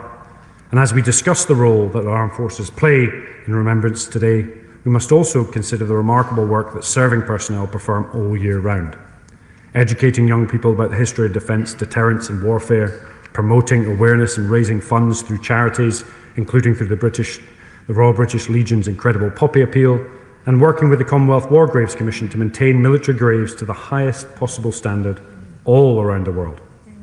Today we thank them for their outstanding contribution. I will. I'm very grateful to the Minister for giving way, and I won't take it personally in the interest of peace and togetherness that he chose the East Midlands over the West Midlands earlier. Madam Deputy Speaker, he should know better. But can I just thank the Minister, being from the West Midlands, but can I thank the Minister for his reference to young people, and will he join me in thanking all those young people I was with today at the Cenotaph in Newcastle Lyme this morning, from local schools who had their homemade poppies and wreaths, in whose hands our future and our commitment to democracy and to peace lie. And it is no more important responsibility on us as adults, as it were, to make sure that they are part of bringing our country together. I'd like to thank the Honourable Friend for what is a really poignant contribution, and thank those in Newcastle under Lyme for making sure that awareness about the sacrifice is spread not just across the adult population but across the youth today. I always say that navies, armies, air forces don't win wars, industries, economies and societies do, and making sure society never forgets the past is absolutely critical. I'm very grateful. grateful to the Minister. Can I say that there is no more appropriate member of this House to be introducing this debate today than the honourable gentleman with his distinguished record. I think I represent more generals than any other honourable or right honourable member of this House. He will have seen that 9 four-star officers wrote to the Times today, and they are concerned. They're concerned about the Northern Ireland Troubles Bill and the legal activism that it is likely to encourage. Quotes, they say, they risk weakening the moral foundations and operational effectiveness of the forces on which this nation depends. And whilst we all honour our brave servicemen and servicewomen today rhetorically, would he agree with me that we need to follow that through with real action to ensure that they are not disadvantaged today and into the future? The honourable member makes an interesting point, and I want to be clear and concise. Today of all days is a day of remembrance. I don't think it's about political point scoring.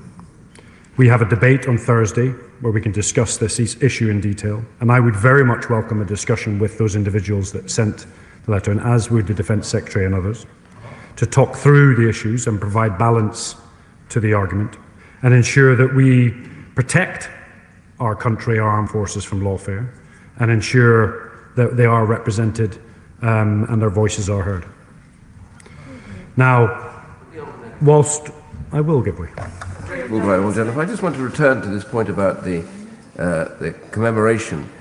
When I got elected back in 1992, I remember that having served before, we weren't allowed to wear uniforms in public because of the IRA threat at the time.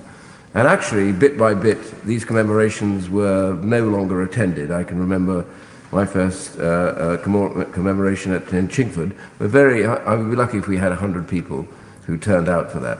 Can I say to them how that has been reversed? One good example, on Sunday in my constituency at the memorial in Chingford, nearly 2,000 people turned up to commemorate those who have fallen and those who went before. Isn't that a very good example of how the next generation understands it sometimes better than my generation did? What a welcome intervention. I was stewed with the veterans during the Cenotaph March Past, and it always astounds me that when you're stewed there with 10,000 people, and as the guns fire, there is complete silence in one of the busiest capitals in the world. And it's a somber but hugely humble experience. And it's an absolute pleasure for me to see and hear all of the amazing stories of almost every constituency standing together, united around this great nation to celebrate those individuals that have served, are serving, and of course their families and the bereaved. So thank you for that intervention. Now, whilst we often focus on the individuals that have been lost, we must also remember those that were left behind. The mothers, the fathers, the brothers, sisters, partners, wives, and husbands who after one of those traumatic events all need to adapt to a new way of life. We need to remember them and remember them all, and acknowledge that whilst the loved ones perhaps paid the ultimate sacrifice, it's not just the individual that serves, but the whole family that serves, and they often suffer in silence long after the event. And then, I will.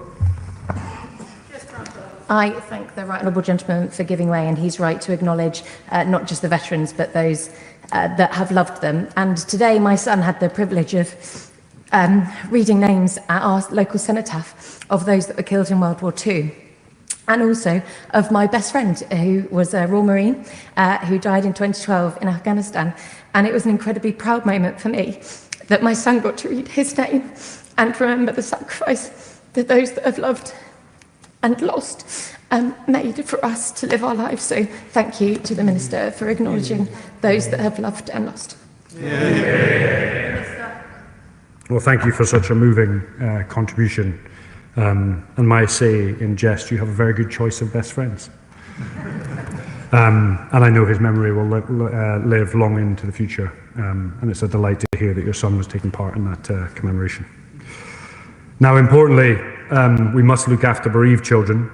Madam Deputy Speaker, if you don't mind, I'd be delighted to highlight that following our little jaunt up Everest that we did earlier on this year, we've managed to raise £500,000, just under, for veterans' charities and the specific needs of bereaved children, which will go to help those loved ones across a whole plethora of different charities.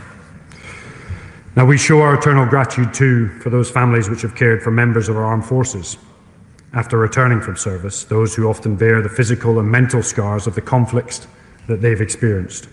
And I think the reason that this year's World War II commemorations were especially poignant was because they were likely the last major events to feature veterans from the war in any great numbers. Even the youngest of those veterans who graced the ceremonies in London are now well into their 10th decade. One of them, Mervyn Kirsch, 100 years old, who took part in the D-Day landings and then went on to Belsen a few weeks after it was liberated, laid a wreath at the cenotaph. And the whole House can be proud that he'll be watching PMQs tomorrow from the gallery. What an honour it will be to welcome him here. The living connection that Mervyn and his comrades provide to the war is a priceless asset, particularly at a time when the bloodiest European conflict since the Second World War continues to rage in Ukraine. They understand the cost of conflict because they lived through it, but they also understand that the privileges we inherited after the war, 80 years of peace, prosperity and freedom, can never, ever be taken for granted. We must be prepared to defend them in an increasingly dangerous world, and today a new generation of servicemen and women is doing precisely that. They are heirs to the veterans who proudly paraded on May the 8th, and they're guardians to that cherished inheritance. So today we also pay tribute to our serving men and women, working around the world to deter aggression, to safeguard British interests, and to stand shoulder and shoulder with our allies, showing Putin will not divide us.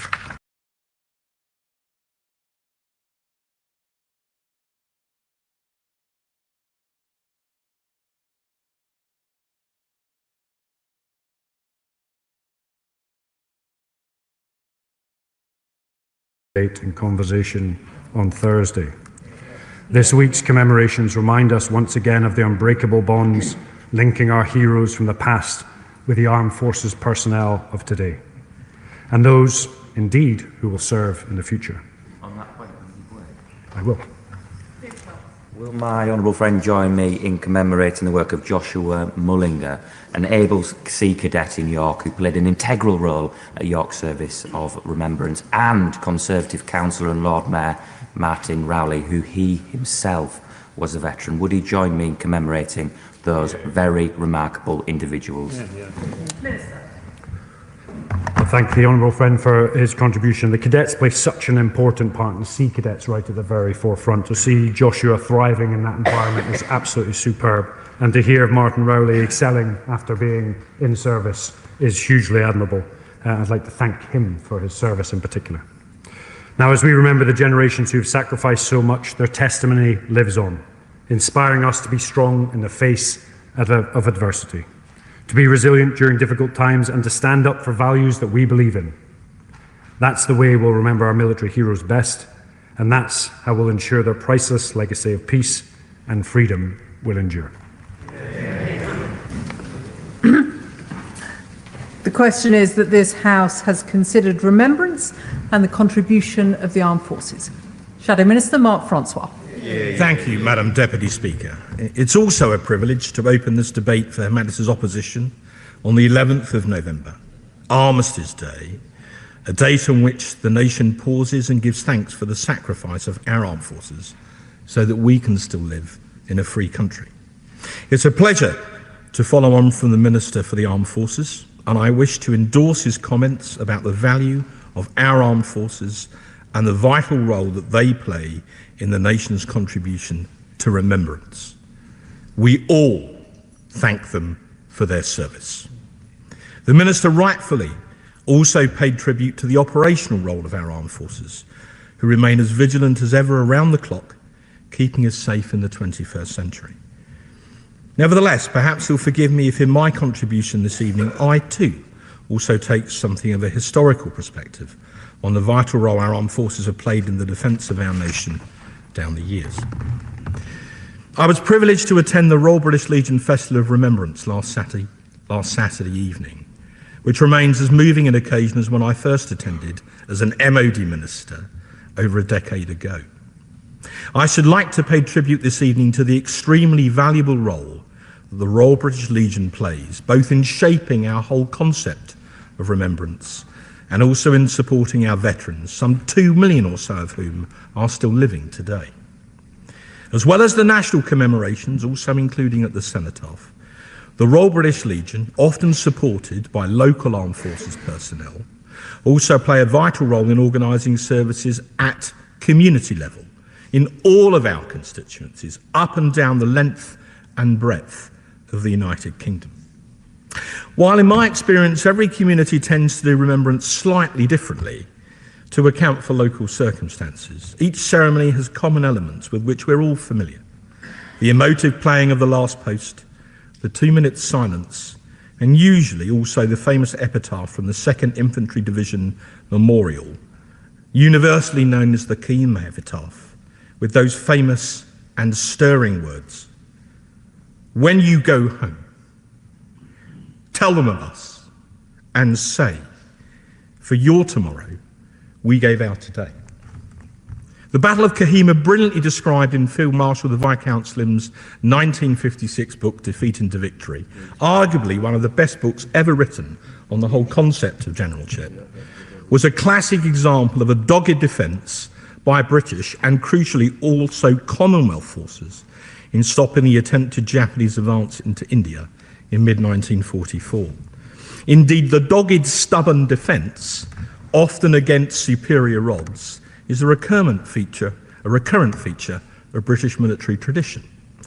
Be it the English archers at Agincourt, the Great Siege of Gibraltar, Wellington's army at Waterloo, the 24th Foot at Rorke's Drift, which saw the most Victoria Crosses, 11, ever awarded in a single action, the few of Fighter Command in the Battle of Britain, to whom the Minister also referred, the Royal Navy escorting the Atlantic convoys, or the glorious Gloucesters at the Imjin River in Korea, and many more besides, including more recently in the Middle East. There are, of course, many comparable examples from the First World War, not least the stand of the British Expeditionary Force at Mons or the subsequent First Battle of Ypres. For anyone who has stood at the Menin Gate, when the buglers of the Ypres Fire Brigade play the last post, as it swirls around that famous arch, it is a truly moving and emotive ceremony to behold. Nevertheless, yes, of course. He's mentioned Bill Slim, who many who know his history will say was probably the greatest Allied general of the war. Brilliant what he achieved with next to nothing. But there was something very special about the 14th Army, which comes out in other accounts. I don't know if he agrees with me, that apart from just fighting, the reality was that there were Indian members of the 14th and also British members. They served in the same slit trenches. They ran to aid each other, regardless of race or anything else. They delivered for each other. That was the most remarkable bit about the story of the 14th, was it didn't matter who you were, where you came from, you were as one against the tyranny of the Japanese. I completely agree with my right honourable and gallant friend. The history of 14th Army is a proud one. It was a marvellous amalgam under a brilliant leader of people from countries and races around the entire Commonwealth who fought with one common aim, which was for freedom. They were sometimes called the Forgotten Army. They are not forgotten tonight. But I want to recall that after the horrors of the trenches and an understandable aversion to war in the 1920s, with Britain exhausted both financially and emotionally by the horrors of the Great War, the government of the day introduced what came to be known as the 10-year rule. This was not just the policy of the War Office or the Admiralty, as they then were, but was a pan-Whitehall edict, the essence of which was that Britain would not have to fight another major war for at least 10 years. This key planning assumption became the centrepiece of British strategic theory, and, with strong endorsement from the Treasury, the 10-year rule soon became a rolling one, extended on an annual basis. Given that no war was expected for at least a decade, this allowed for major economies in the financing of the armed forces, and associated running down of all three services.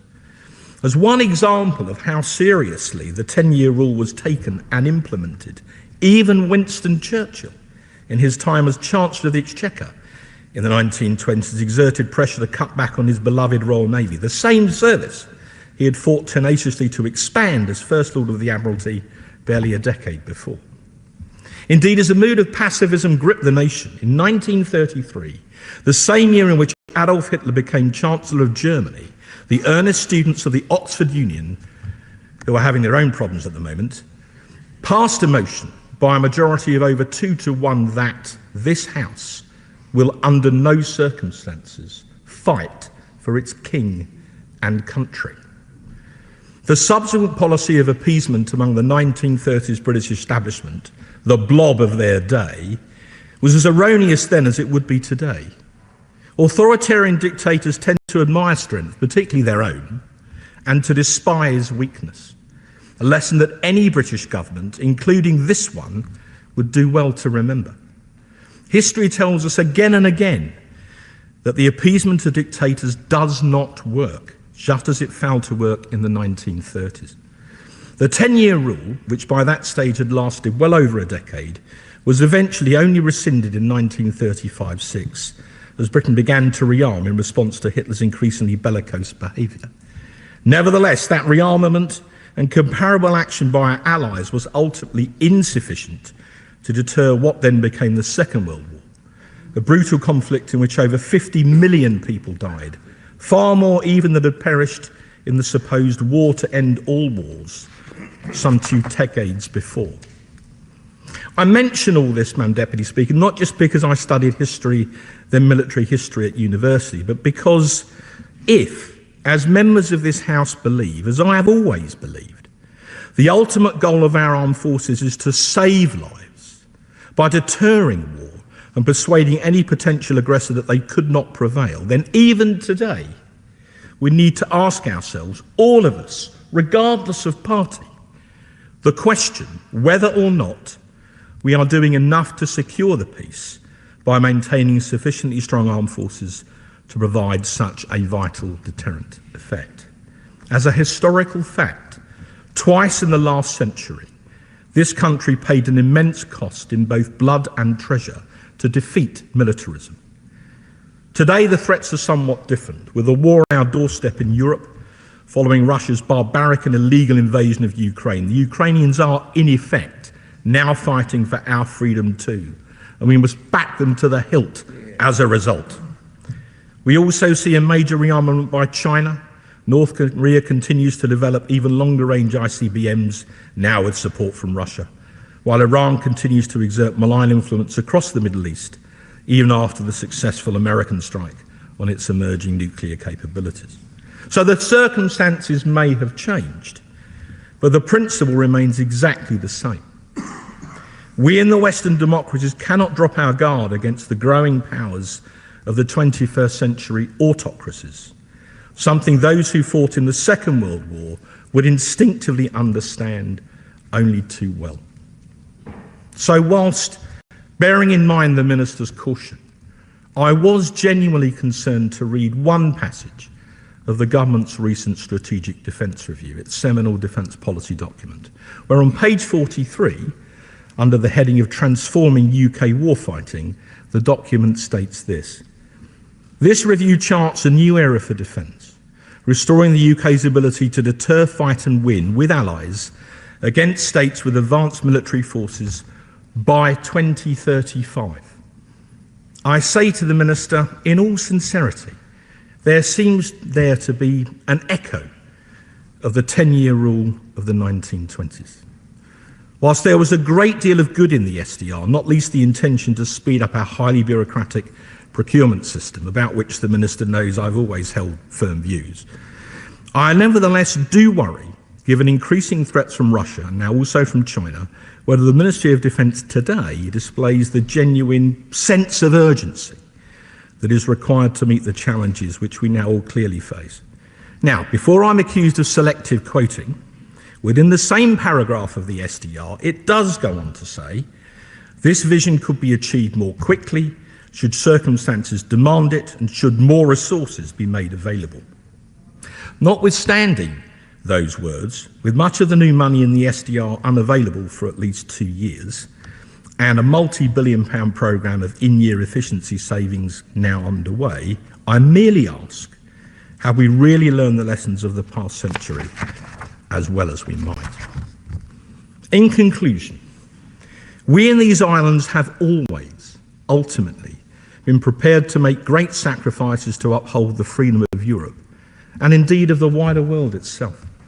That's why, given our history, we should never forget that the first duty of government remains the defence of the realm. In response to the philosopher Edmund Burke's famous challenge that all that is necessary for the triumph of evil is that good men do nothing, twice in the last century, our own good men and women across the nation stood up to and defeated such evil. In a moment, with our armed forces in the lead, a sacrifice which we rightfully, solemnly remember each and every November, including in this House tonight. I'll gladly give one. Thank you, Shadow Minister. And while we're celebrating and remembering we talk of the greatest generation, we also have the ability tonight and the potential to build our young people into being the best generation. And perhaps maybe we should be focusing upon that as well, looking back but looking forward. I think the Minister said that. And I think what we must try and do as well is there is a generation of young people proud to be British, proud to stand against repression, proud to undertake to be inclusive. Would the Honourable Gentleman agree that's what we need to build for? As a young person myself, Madam Deputy Speaker, having recently turned 60, I would like to say in all seriousness that I too, at the remembrance services that I was at this weekend, I'm sure like many honourable members and right honourable members across the House, was really struck by the number of young people, people from the Cubs and the Scouts, the Brownies and others who attended those services and often participated and laid tributes and wreaths and crosses of their own. I took great heart from that, and I believe there is hope yet. I wish to conclude, but I would just say there would be no greater betrayal of the sacrifices that we have been debating this evening than if we, as a House, with all the other matters that we have to consider, somehow became so distracted or complacent that we failed to act with sufficient clarity of purpose and determination to deter a future major conflict, perhaps even a global one, from breaking out again in our lifetimes. Or to put it perhaps another way, we must now conduct ourselves in our today in such a way as to never risk the security of our tomorrow. With that sincere warning, I pay tribute to our valiant armed forces, both past and present, and everything they do, day in and day out, to keep us and our country safe and free, lest we forget. Before I call the Chair of the Defence Select Committee, there will be a 5-minute time limit imposed after the Liberal Democrat spokesperson. Tamanjit Singh Desi. Thank you very much, Madam Deputy Speaker. And as Chair, on behalf of the whole House of Commons Defence Committee, I want to express our deepest gratitude to all those who have served our country